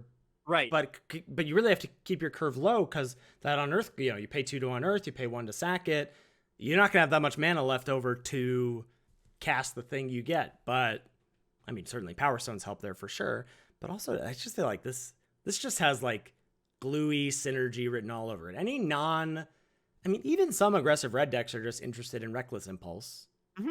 And any non-aggressive red deck, even like, whatever, if there is some sort of black-white splashing some amount of red artifact-y synergy thing happening, I just like this card. Yeah, so not to use too many old cards as an example here, but like however good you think Twice is, like this card's just better than that because it's the same rate for cards, right? You're getting 2 cards. Think quadruple. Yeah, well, you get more selection, but also artifact synergies, and it's more flexible in installments, right? So yeah, I think this card again checks a lot of boxes. It was just like a decent effect. I think synergy card goes up a little bit if you care about like artifacts entering, if things put this in the graveyard. But yeah, I just think this card's just fine. I'd give it a C+. Synergy C+ or just straight up? I think just straight up C+, like mostly because most red decks are just gonna like it, and maybe gets even a little more of a bump if you do have some synergies in there. Mm-hmm. Next is Horned Stoneseeker. 1 red for a 2/2 with Menace. When it enters the battlefield, create a tapped Power Stone token, and when it leaves the battlefield, sacrifice a Power Stone. Is this the only way to make a Power Stone on ETB for 2 mana? I think so. Or, I guess I haven't looked at the rares and mythics, so maybe there. Right. But at non-rare, this card's great. This is a card I read, and I had to read again because I thought I read it wrong. Well, and especially, I was just playing. I played some of the cube that was on MTGO recently, and there was the 2 and a red snow creature goes Alpine something. It finds a mountain, and then when it dies, you sack a mountain, or when it leaves, you sack a mountain. But that had to attack every turn. Yes, this doesn't. That and it's hard also to block. didn't have evasion. Right. Yeah. I think this card's busted. I agree. I think this card's phenomenal. I initially gave it a B, and honestly, I'm embarrassed looking at that B grade that it's not higher. I think this is an A- just on efficiency. You're just, what this feels like a little bit like Nishoba Brawler. No, it doesn't do the exact same stuff, but like when your opponent plays this on 2, you're like, oh, crap. That's tough. So first of all, I gotta say, best of 1 players are gonna hate. You think you hate being on the draw in Magic generally? You are going to hate being on the draw in a format with Power Stones. Just throwing that out there. But like, I think the one knock against this format that I'm seeing right now is that it's snowbally as all get out. Could be, yeah, could be. Yeah, I think this card's very, very strong. Yeah, and chat saying, but is this Nishoba Brawler was a great card when you drew it later. I agree, this isn't as good as Brawler later, but it's still pretty good. Like you get two things for your trouble, right? It's 2 permanents for 2 mana. Who said that the Power Stone can cast a 4/4 aura? You? Alex wouldn't have said that. Power Stone can't cast a 4/4 aura. Wait, what? I don't know. Nothing. I'm sorry. Cut that. Okay, great. Yeah. Okay, next up we got Obliterating Bolt. This is 2 mana, 1 and a red for a sorcery. Obliterating Bolt deals 4 damage to target creature or planeswalker. And if that creature or planeswalker would die this turn, you exile it instead. So it's what was that card? We had this in Guilds of Ravnica. I don't know. It's the same thing. 2 mana, deal 4, exile the creature. Phenomenal rate. Yeah, Lava Coil. Thank you, chat. Phenomenal rate, super efficient, kills a bunch of stuff. Really, really good. Yeah, I think this is a solid B, and I assume you're giving it a B+. Yeah, that's funny. Do you take this or the common one? Common. Yeah, I could see that. I wouldn't be surprised if this ends up being better, but that would be my my initial. Wait, you wouldn't be surprised if this was better? The efficiency on this is just so good. In the exile, like it does. They're different cards, right? They do different things. They've got pros and cons. That is a cop-out, sir. I don't think so. I think that's a subtle and responsible answer. Common goes face. That's true. That's a pro of that card. And a con of this one. Next up, we have the monocolored cycle for red, Sardian Cliff Stomper. 1 on a red for an 0/4, as long as it's your turn and you control 4 or more mountains. It gets +X/+O, where X is the number of mountains you control. I really like this card until I read that part again where it says you have to have 4 mountains before it does anything. Yes. I think that, so again, if you're a mono red deck, like, great card. If you're not, it's just gonna be 2-0 for too long. Right, and it's a little awkward that, like, yeah, it's, you know, it's big and bad by turn 4, but you really want your 2-drop to hit. I mean, I guess it's theoretically 4/4 with haste.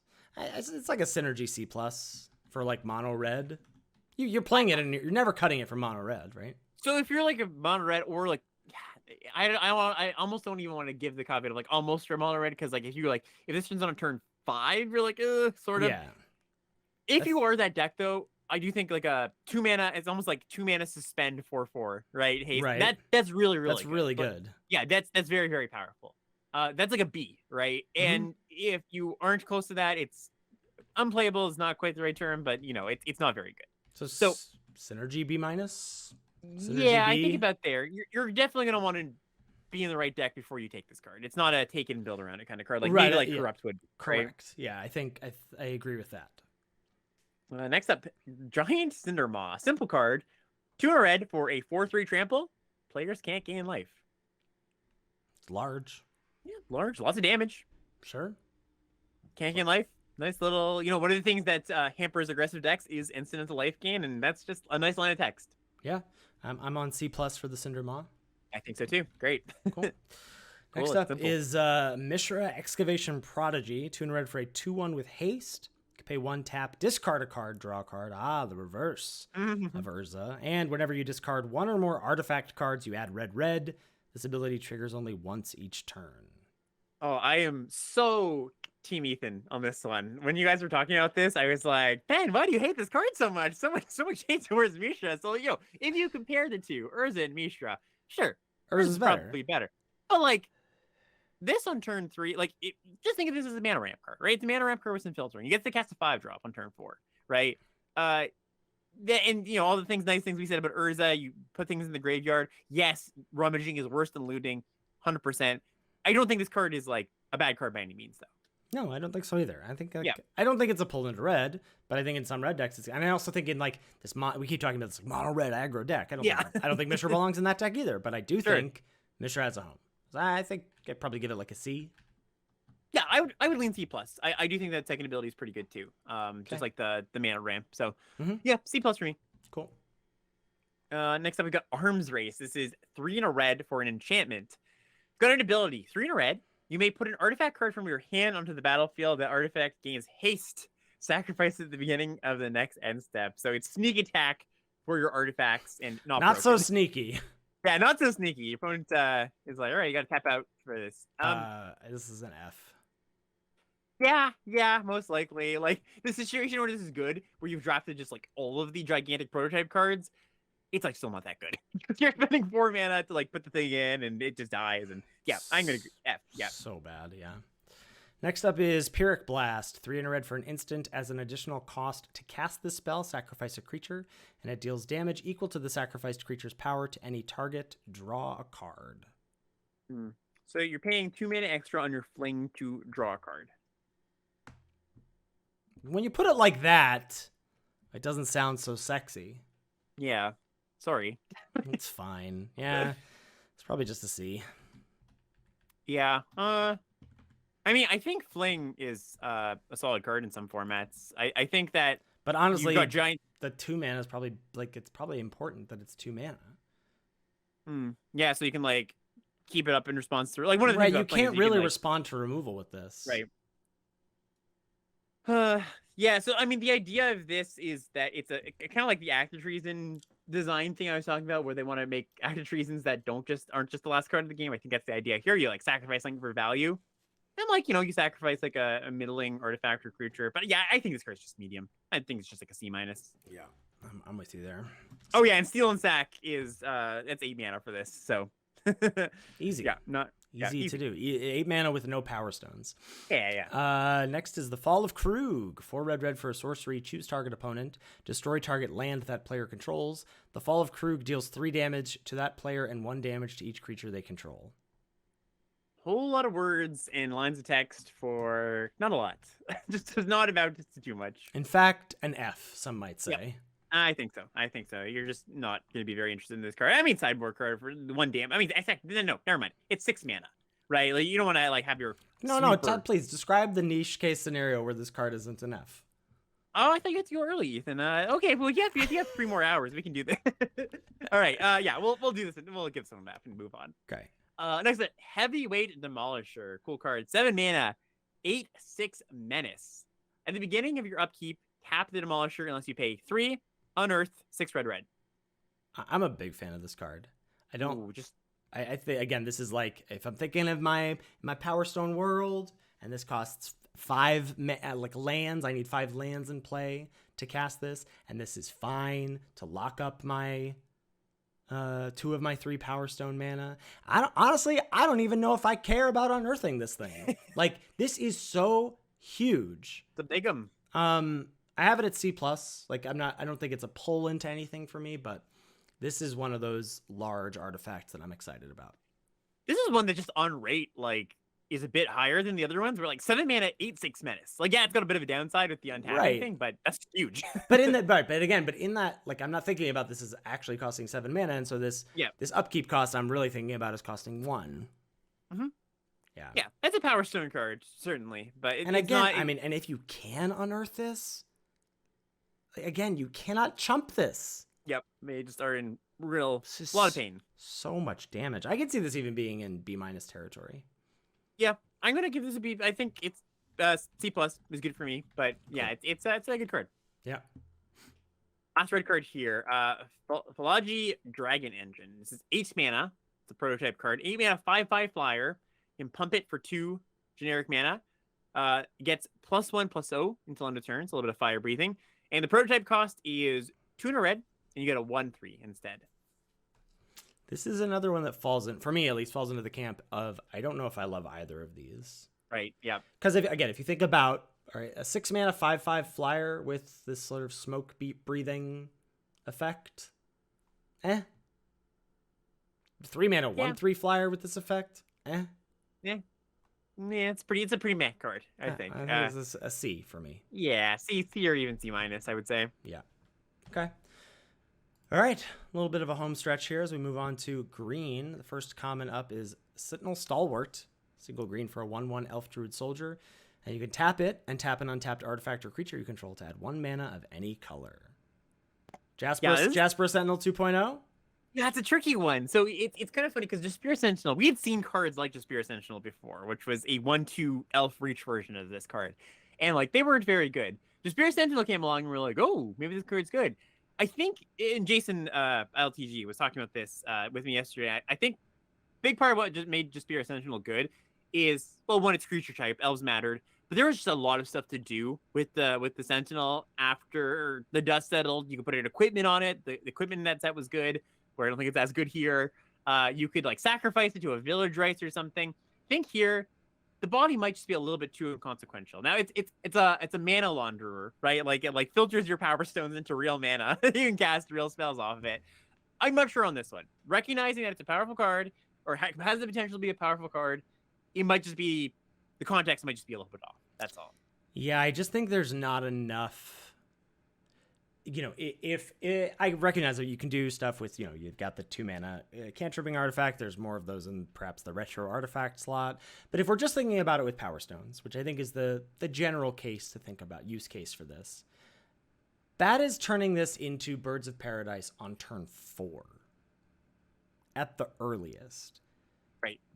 That's not great. Like even Jasper Sentinel, what you could do was Sentinel on 1, a creature on 2, and then you're using it for mana on 3 to ramp. I just don't, and again, as you talked about, it had good types. 1/2 with reach was relevant. The fact that was an equipment sentence, so you could augment it, was relevant. This just doesn't do enough of those things in my mind that I have to give it a D for now. Yeah, I think I'm going to start there. Another, a lot of cards that we're like, oh, keep our eye on it. But I agree. I'll start there too. Yeah. Cool. Next up, we got an alpha reprint here. Giant Growth. 7 green mana, instant. Target creature gets +3/+3 until end of turn. I don't know. Talk to me about green aggro, Alex. Yeah, so this is one that, like, I'm kind of piecing together. Green looks powerful, a little bit confused. It's got somewhat of a green aggro bent to it. It's got somewhat of a cast all the expensive stuff to it. I think that, in a green aggro deck, powerful card, really efficient. We had Gaia's Might, and that was like a lot of times +3/+3, sometimes more than that. I think Gaia's Might is a better card than this. But, if you're a green aggro deck, this is a good trick. So, not a mid-rangey card by any means, or not one you're going to highly prioritize. But, it's a classic for a reason. So, I do think there's a place for this. I'm going to start at like C-. It's going to be really contingent on how much green aggro actually exists. Yeah, I'm in for C- here on growth. Cool. Next is our Gothian Sprite, 1 and a green for a 2/2 fairy. It can't be blocked by artifact creatures. And we can pay 7 mana to put 2 +1/+1 counters on our Gothian Sprite.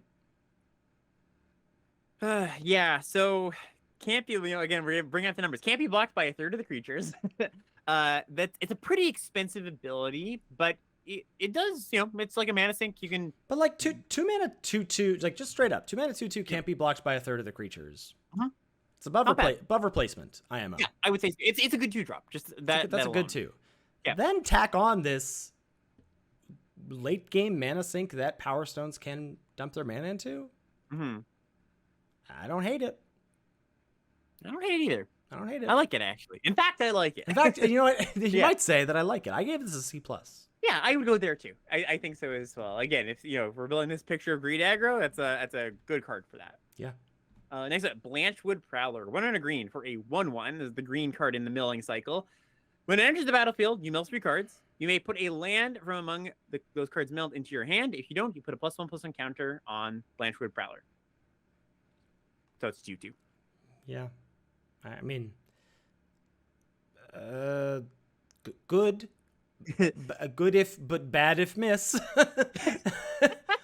good if hit. Good if hit, bad if miss. Yeah, it's that part of it. Green always gets the loopy Alex and Ethan treatment. So yeah, I think that you're gonna hit a lot with this card. Three cards to steal land. You rarely missed with Eccentric Farmer. Right. Oh, then I guess that that also had the benefit of you could crack wilds and then just get wilds. You can do that here. Oh, sorry, no, you can't do that here. Yeah. Oh, yeah. Farmer was any card. It wasn't just like. It wasn't just the 3. Yeah. Yeah. Yeah, it's a bad Satyr Wayfinder. Yeah, I think this card reads to me as more filler than not. That's what I think too. Yeah. I mean, so kind of a comparison, although it's not super apt. But I remember, by the end of the format, I don't know how you felt exactly, but Floriferous Vinewall was not a card I wanted to put in my deck unless I had Sacrifice or Wall Synergies. It was just too much air. 100% agree. This is a 2/2. It's a little bit different, or a 1/1. That can trade off, but I think it's a little bit too unexciting. So fine card. I'd say it's more of a C than anything else. Not exciting, not bad. Yeah, I'm with you on C. Cool. And there's like this green black self mill graveyard stuff that little credence to that, but not a ton. Yeah. Epic Confrontation is next. It's 1 and a green for a sorcery. Target creature you control gets +1/+2 until end of turn, and it fights target creature you don't control. Yeah, so it's been a while since we had this exact card. Geez, almost a decade now. But like, wow, yeah. I think it is generally better than like Rabid Bite. Just like sorcery speed, I bite you.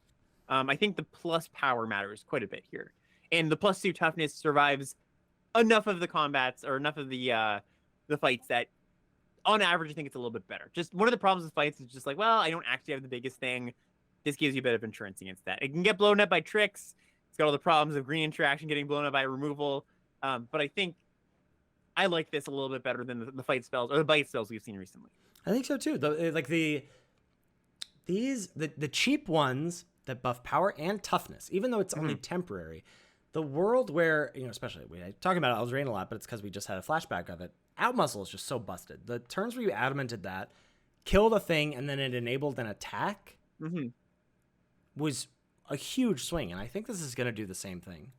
Yeah, indestructible is a big part of that card. But Yes, I yes, agree. yes, yes. Yes, there's definitely spots where you're just like, crap. Like, yeah, I get in, get an extra point of power. So totally. So you got to be careful. All the caveats of normal fight/bite spells, like I think you and I tend to take them a little bit lower than the rest of the world generally.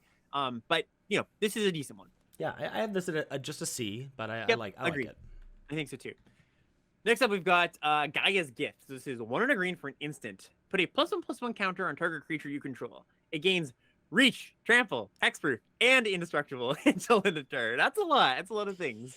It's a lot of things for a kind of effect that we often see for 1 mana. Yeah. This has a bump of 2 mana, but the bump is that it just does so many things in so many different situations. Yeah, Indestructible adds a lot for your single. Like usually at Hexproof for your 1 mana, Indestructible bumps it up to 2, and I think that's a good trade-off. Yeah, and so the versatility here, as someone in chat is saying, is that like you just get you can block flyers, you can trample over people, you can protect. Like again, it's Snakeskin Veil, so you protect the thing, you get the counter, you save it in combat as indestructible. Like it's gonna be so versatile's the word. Yeah. I think this card's good. I think it's a C+. Yeah, I'm on C here for Gaia's Gift, but I like there's some comparisons being made to take the shield. I think this card is worse because Lifelink is the best ability you could give on one of these tricks. But you got a cornucopia of a lot of other things you get for your mana. All right, next up we've got Pumical Onrangor. So this is 1 and a green for a 3/1 human soldier, Ward 2. Here it is. There's just 2 mana 3/1. Yeah. Ward 2 is kind of a little decent bonus. Yeah, I think this is fine. Again, it's like fine thing that trades off green aggro. If that's a thing, we're gonna like. It's a very good 2-drop there. Not too much to say about it. I think just a solid C. Yeah, I'm quite a bit lower than you at D+ here, but we'll have to wait and see. All right, let's go to the next one, which is this is a really good one. Argothian Opportunist is 2 and a green for a 3/2 human scout. When it enters the battlefield, create a tapped Power Stone token. Hello. Great. It's just like fantastic. I think this card's just a B. Just a B. Yeah, exactly. I mean, if I'm sure we don't need to convince you at this point in the set of review that we really like Power Stones, and it's just a fine body that makes Power Stone kind of Jewel Thief-esque. I think it's a decent comparison. It's a very good comparison. Yeah. Yeah. Yeah. For Oh, sure. but by the way, the chat's saying it does Ward 2 matter on that last card there? It does. So it's not going to matter in every matchup, but like let me tell you, when my opponent plays a Ward 2 creature, and I've got I'm planning to cast a Tribute to Urborg on turn 2 against their 2-drop, I'm like, oh, I can't do that, and that does matter. Like of course, blocking, sure, it's not going to matter. It's relevant text though. It's not just throwaway or anything. Yeah. Agreed. So B for back to this one. B for Argothian Opportunist. Yeah, we like that? Cool. Next up, Burrowing Razor Maw. 2 and a green for a 4/2. When it dies, you mill 4 cards. Filler?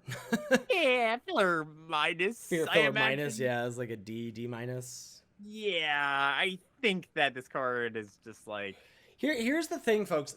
This idea about this green-black mill deck, it can't be off of these cards that don't do it on Enter the Battlefield. You can't be leaving this up to, trading or whatever. Like, it's just everything about this card is just clunky. Yeah, I not a fan. I would just give this a D, unless somehow the green-black deck does end up just being awesome. If that's true, happy to revise. But even so, how could you imagine this being good?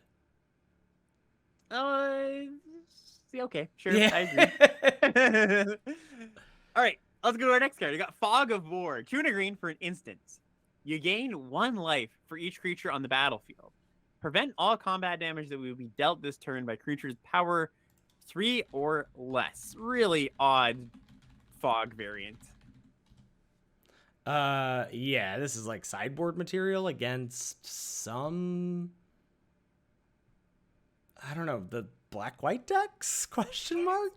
Yeah, it's an aggro sideboard card. Like, there's not even generally the best place in limited for these cards is sideboard against inspired or heroic charge kind of cards, right? Or just it counters that, and maybe you eat some stuff in combat.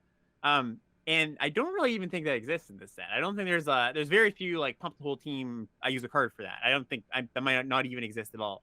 So I don't think this is a card you're really going to consider ever. I mean, even if your opponent's super aggressive, the thing is you play this card, you're hoping to play this card, and like you blank an attack step and you gain 3 life. Well, you like still haven't done that much, right? Like often you can imagine it's like, oh man, I lost against that aggro deck by 1 turn. Yes, but you were also affecting the board as you were doing that. It wasn't just you were doing nothing. It's not like this card's going to save you from that. So Yeah, I think it's just an F. I don't think there's going to be a place for this. Unless there's some weird like control deck that just like loops this and has a bunch of card draw. That's another place you can see like a turbo fog deck. But I'm not going to count on that. Next up, we have Perimeter Patrol. It's 2 and a green for a 3/3 human soldier. Whenever an artifact enters the battlefield under your control, Perimeter Patrol gets +1/+0 until end of turn. Solid. Yeah, I solid. mean, Well, yeah. Relevant types question mark. But 3 mana 3/3 that can grow, especially with some instant speed stuff. This is almost exactly the same card as the white one we saw, right? The 2/2 with vigilance. It's just like same text. And yeah, like if you're attacking for 4 with this, it's solid. I think it's a reasonable upgrade on just a 3 mana 3/3. So yeah, not a bad card. Just give it a C. Yep, sounds good. Next up, Wasteful Harvest. 2 and a green, instant, mill 5 cards. Then you can put a permanent from among the cards milled into your hand. Like this, I actually am kind of interested in for this green-black deck. Because it just does the thing, right? It does it's like so aggressively, clearly does the thing. Now, as Alex has been saying, his caveat of like, is that thing worth doing? That remains to be seen. But if that thing is worth doing, you can get this late. Like only one deck is going to want this, and like bin 4 cards, get the best of those cards for your hand, plus synergize. Like, yeah, I think this has some like synergy C vibes to me. Okay. Yeah.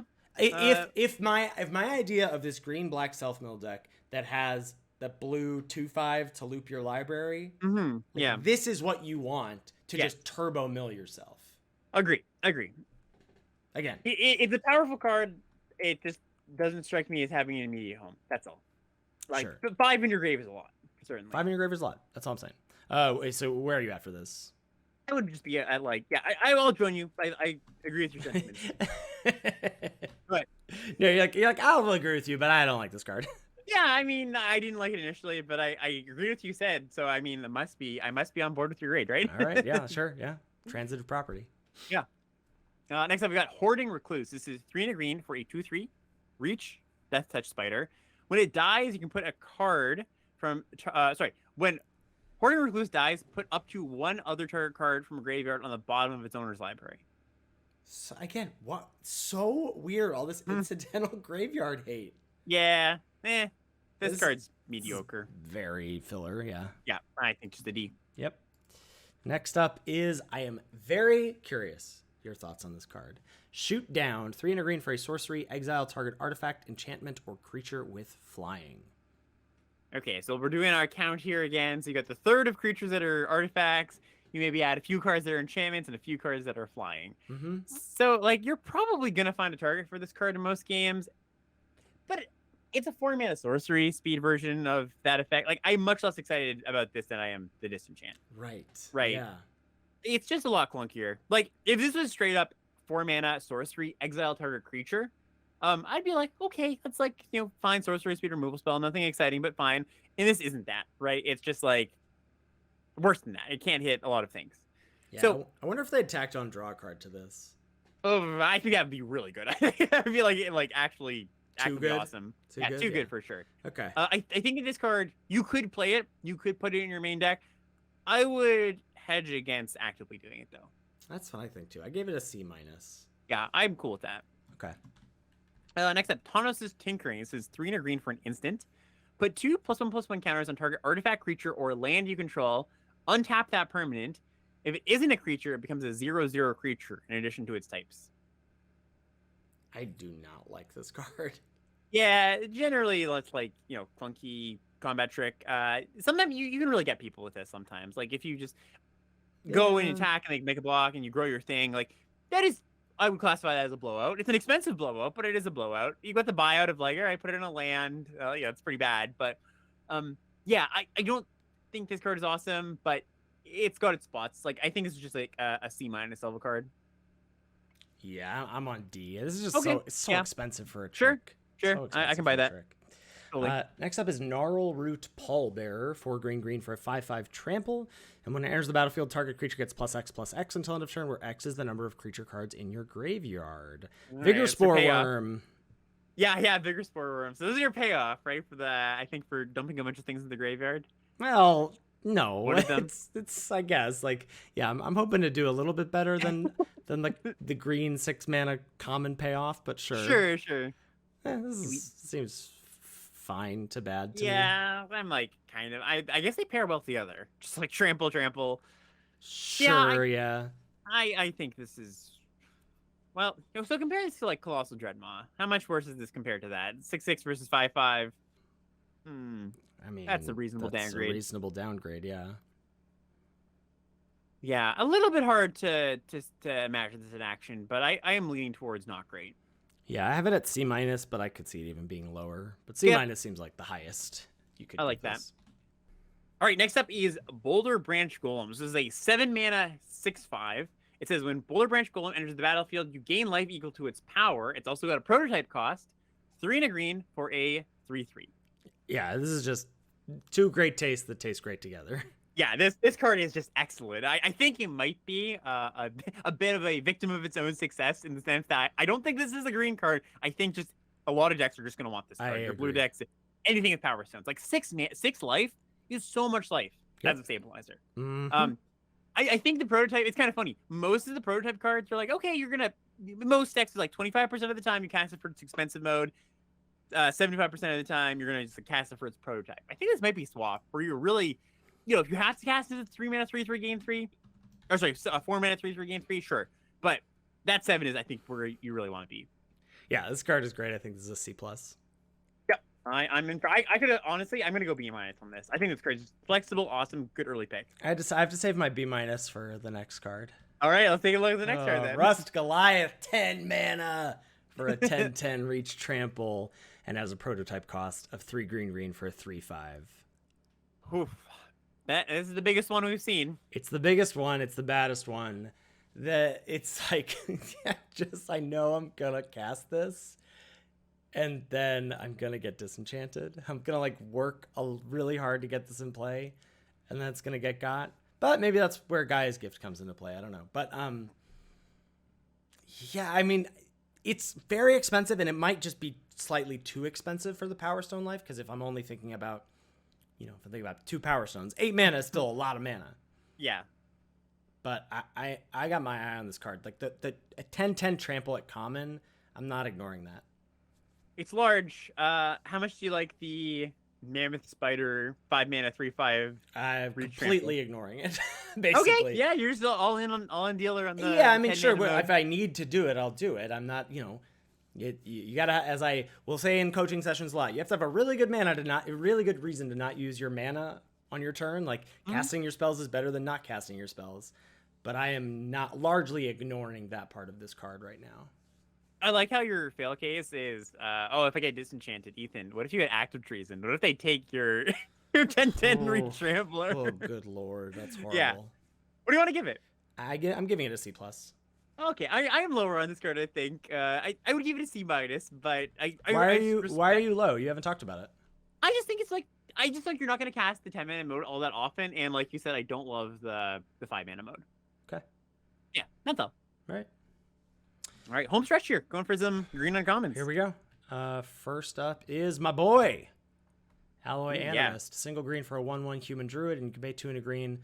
Until end of turn, target non-creature artifact you control becomes a 4/4 artifact creature. I like it. I'm a fan. You a fan too? I'm a huge fan. A huge fan. I mean, obviously, this card is near and dear to my heart. I've had more time to look at it than other people, but I like this card a lot. Avalanche Caller is exactly the card that I thought of. Now, obviously, Caller turned your snowlands into creature 4/4s with haste and with hexproof. This does neither of those.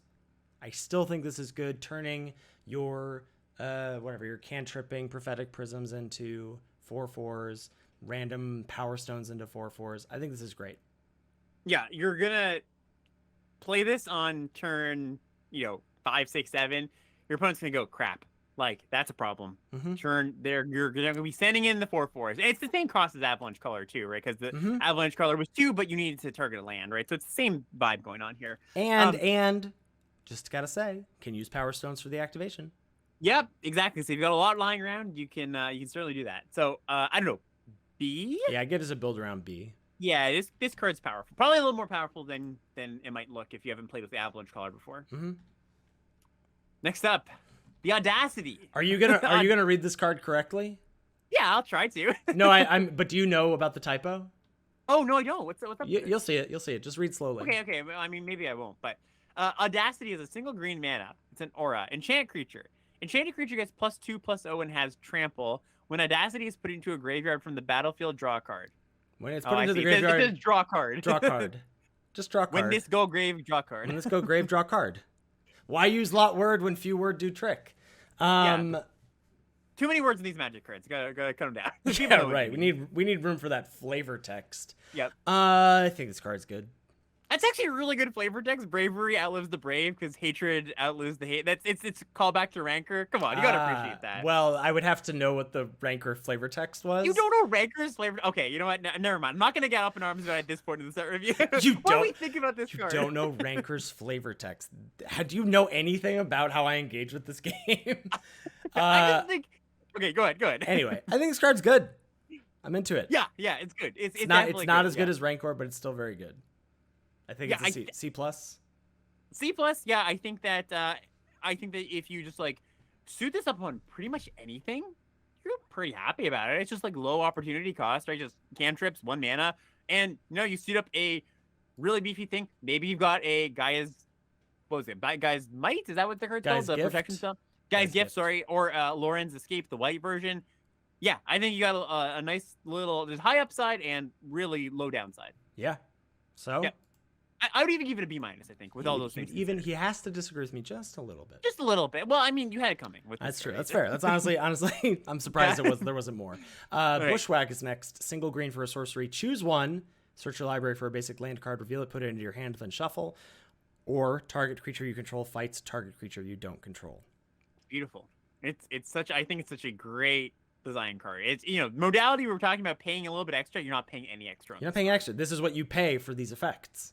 And you replace a land with this card. Like this is a Straight land up. fight card split card. That's what you're doing. You're playing 16 lands if you want a 17 land deck, and you're playing this as long as green is one of your main colors, like base color 9 sources. Right.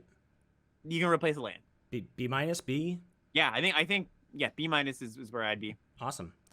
Next up, what do we got? Haywire Might. So this is a single mana for a 1/1 insect. When Haywire Might dies, you gain 2 life, and you can pay a green. Sacrifice the Might, exile target non-creature artifact or non-creature enchantment. I don't love this card. No, this is a sideboard card. There's just not going to be enough stuff that you really, really care about. It's more of a constructed card, honestly. I don't even think you're going to bring it in very often. Like maybe your opponent has a rare or something, or what are the archive cards? You could definitely there's nasty things that you can deal with this, but I do think most of the time you're just not going to main deck this. Yeah, I think that's true. Next up, we got Sarenth Steel Seeker. This is 1 and a green for a 1/2 human artificer scout. Whenever an artifact enters the battlefield under your control, you look at the top card of your library. If it's a land card, you may reveal it, put it into your hand. If you don't put the card in your hand, you can put it into your graveyard. Where do I sign? All right, sweet. Nice little value. This card's great. Like just explore on a stick attached to your artifacts. Graveyard synergy too. Yep. Sometimes you're just going to draw cards. Sometimes you get the cards you don't want out of the way. Yeah. So, yep. Build around B for me. Yep. Agree.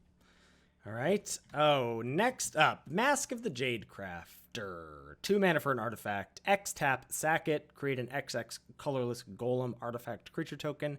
Activate only as a sorcery, and then it has Unearth for 2 and a green. This looks like clunky with a capital C. Yeah, it's a funny card. So I do think it gets better if you have more Power Stones. I mean, what doesn't? But like, if you're using Power Stones to make, let's say you play this on turn 2 and you sack it on turn 4. That's pretty reasonable. Get a 4/4. Later in the game, you bring it back, maybe make another 4/4 for 7 mana. Again, this is very similar to some of the other cards we've seen where if you care about artifacts entering, this is 4 triggers for that, right? So that's something to consider too. I think it's a fine card. You could just play it. Not exciting. Better with Power Stones. Better with things that care about artifacts entering. Probably evens out to about a C. I think this is basically unplayable. Wow, you're that low on it, eh? I'm that low on it. I gave it a D-. I don't like this card. Yeah, I just don't. I'm not into the 2 mana upfront cost. I'm not into the just make a clunky dork. I'm not into the 3 mana unearth cost plus, because like realistically, the size of the creature that you get when you unearth this is gonna probably be smaller.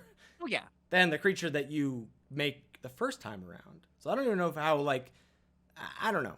I'm not, I'm going to have to see it to believe it for this card, but I am starting by basically thinking this is unplayable.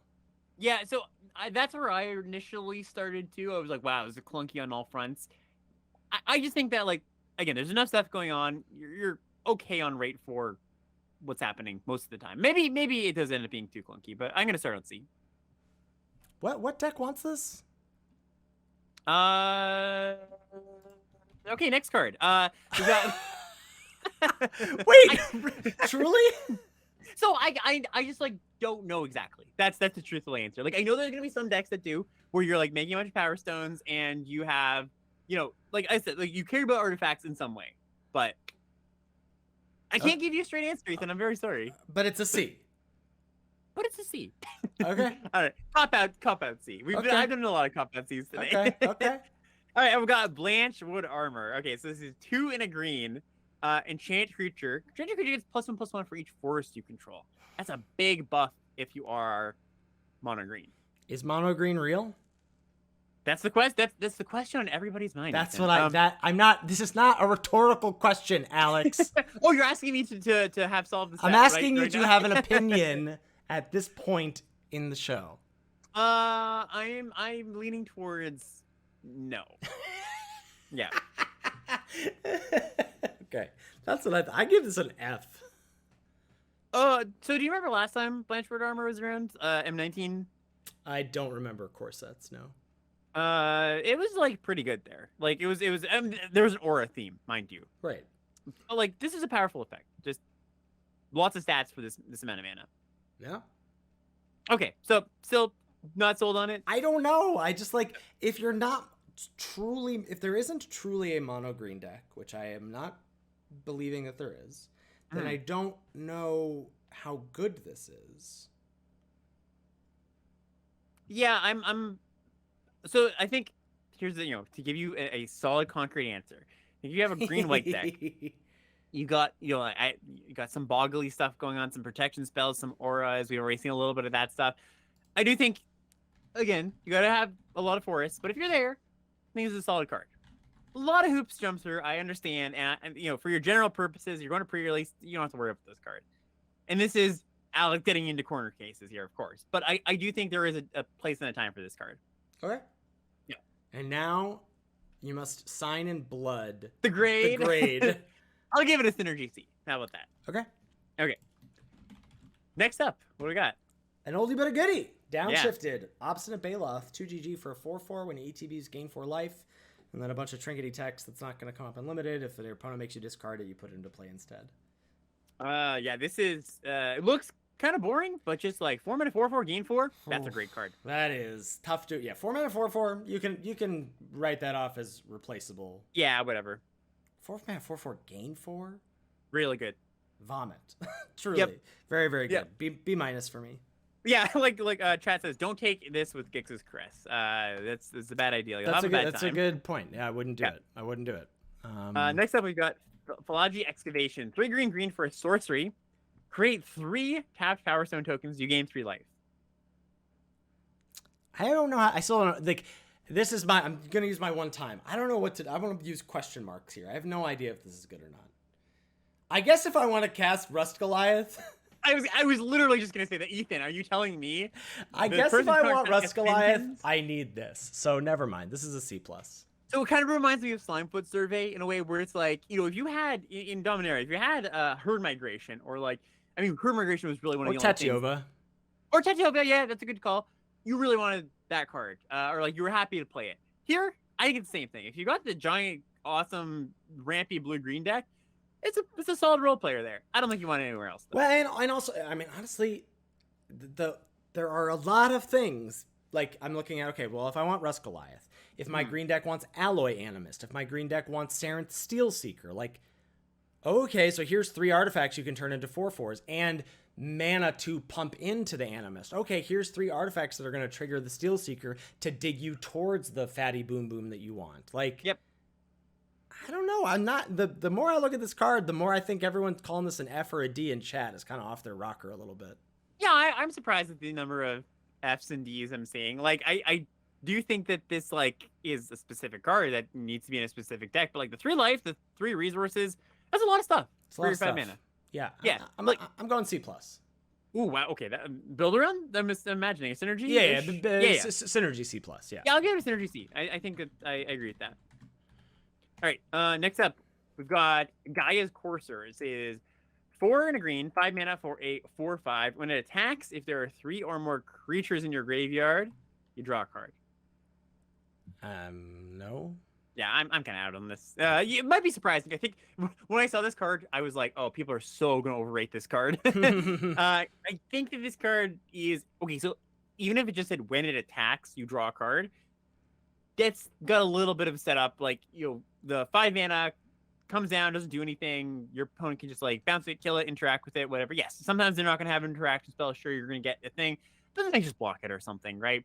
That's like, there's situations where this card can run away at the game, but so much of the time, you're just going to play this, and your opponent's going to go, okay, cool, I'll deal with it, or okay, cool, I'll make a double block, yeah, you get a card, carry on with my life. And the times when they just, like, do snap it off with the 2 mana, 3 mana thing, you're just really sad about that. So I think this card is... You can make it into your deck, don't get excited by it, basically. Are you going all the way down to D+? Yeah, D+, I think. Yeah, all right. Next up is Cradle Clear Cutter. 6 mana for a 3/6, or its prototype cost is 2 and a green for a 1/3, and it taps to add an amount of green equal to its power. Ooh, more tools for your 10/10, Ethan. Yeah, I actually think this card is pretty dang good. Yeah, I think so too. Just like 3 mana ramp thing, adds green. It's cool. It's a reasonable like I view this as like a big mana card, right? Your deck is doing the thing. It is like, wow, I'm really casting expensive stuff. Yeah. And if that's not there, this card probably doesn't do a lot in your deck. But if you are looking to cast these prototype cards for their full retail value, yeah, it's solid. Big green Power Stone, unsurprisingly, is very attractive to me. Right. In this format. Yeah, I'm on C+, I think, for the Clear Cutter. Yep. I would say like a synergy C+, or in the right deck. But Sure, yeah.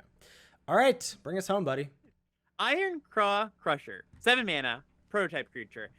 When Ironclaw Crusher attacks, target attacking creature gets +X/+0 until end of turn, where X is Ironclaw Crusher's power. It's a 4/6, and the prototype is 2 green, 2/5. Yeah, is what I think too. Attacks as a... It can pump itself. It's so weird, right? Like... Yeah. It can pump itself, but it doesn't have any keyword. Attacks as a 4/5. I don't like either of these halves. Well, actually, so attacks as a 4/5 for 4. That's not bad. It's not bad. I'm not. I have it at a C currently. Yeah. Right. Right. That's a big thing. Someone in chat is saying feels like a common. It feels a little like a common. Yeah, sure. No, you know what? The more I think about it, the more I'm actually kind of into this. Like, we aren't excited by the card, but I think it's solid. It attacks as a 4/5. It blocks pretty well. It can pump something else, and this thing can attack and most likely survive the attack because it's 5 toughness on 4. So yeah, I think this card's actually just like rock solid. I would just give it a C. Yeah, that's what I graded it a C as well. But, okay, cool. And that's it. Nice.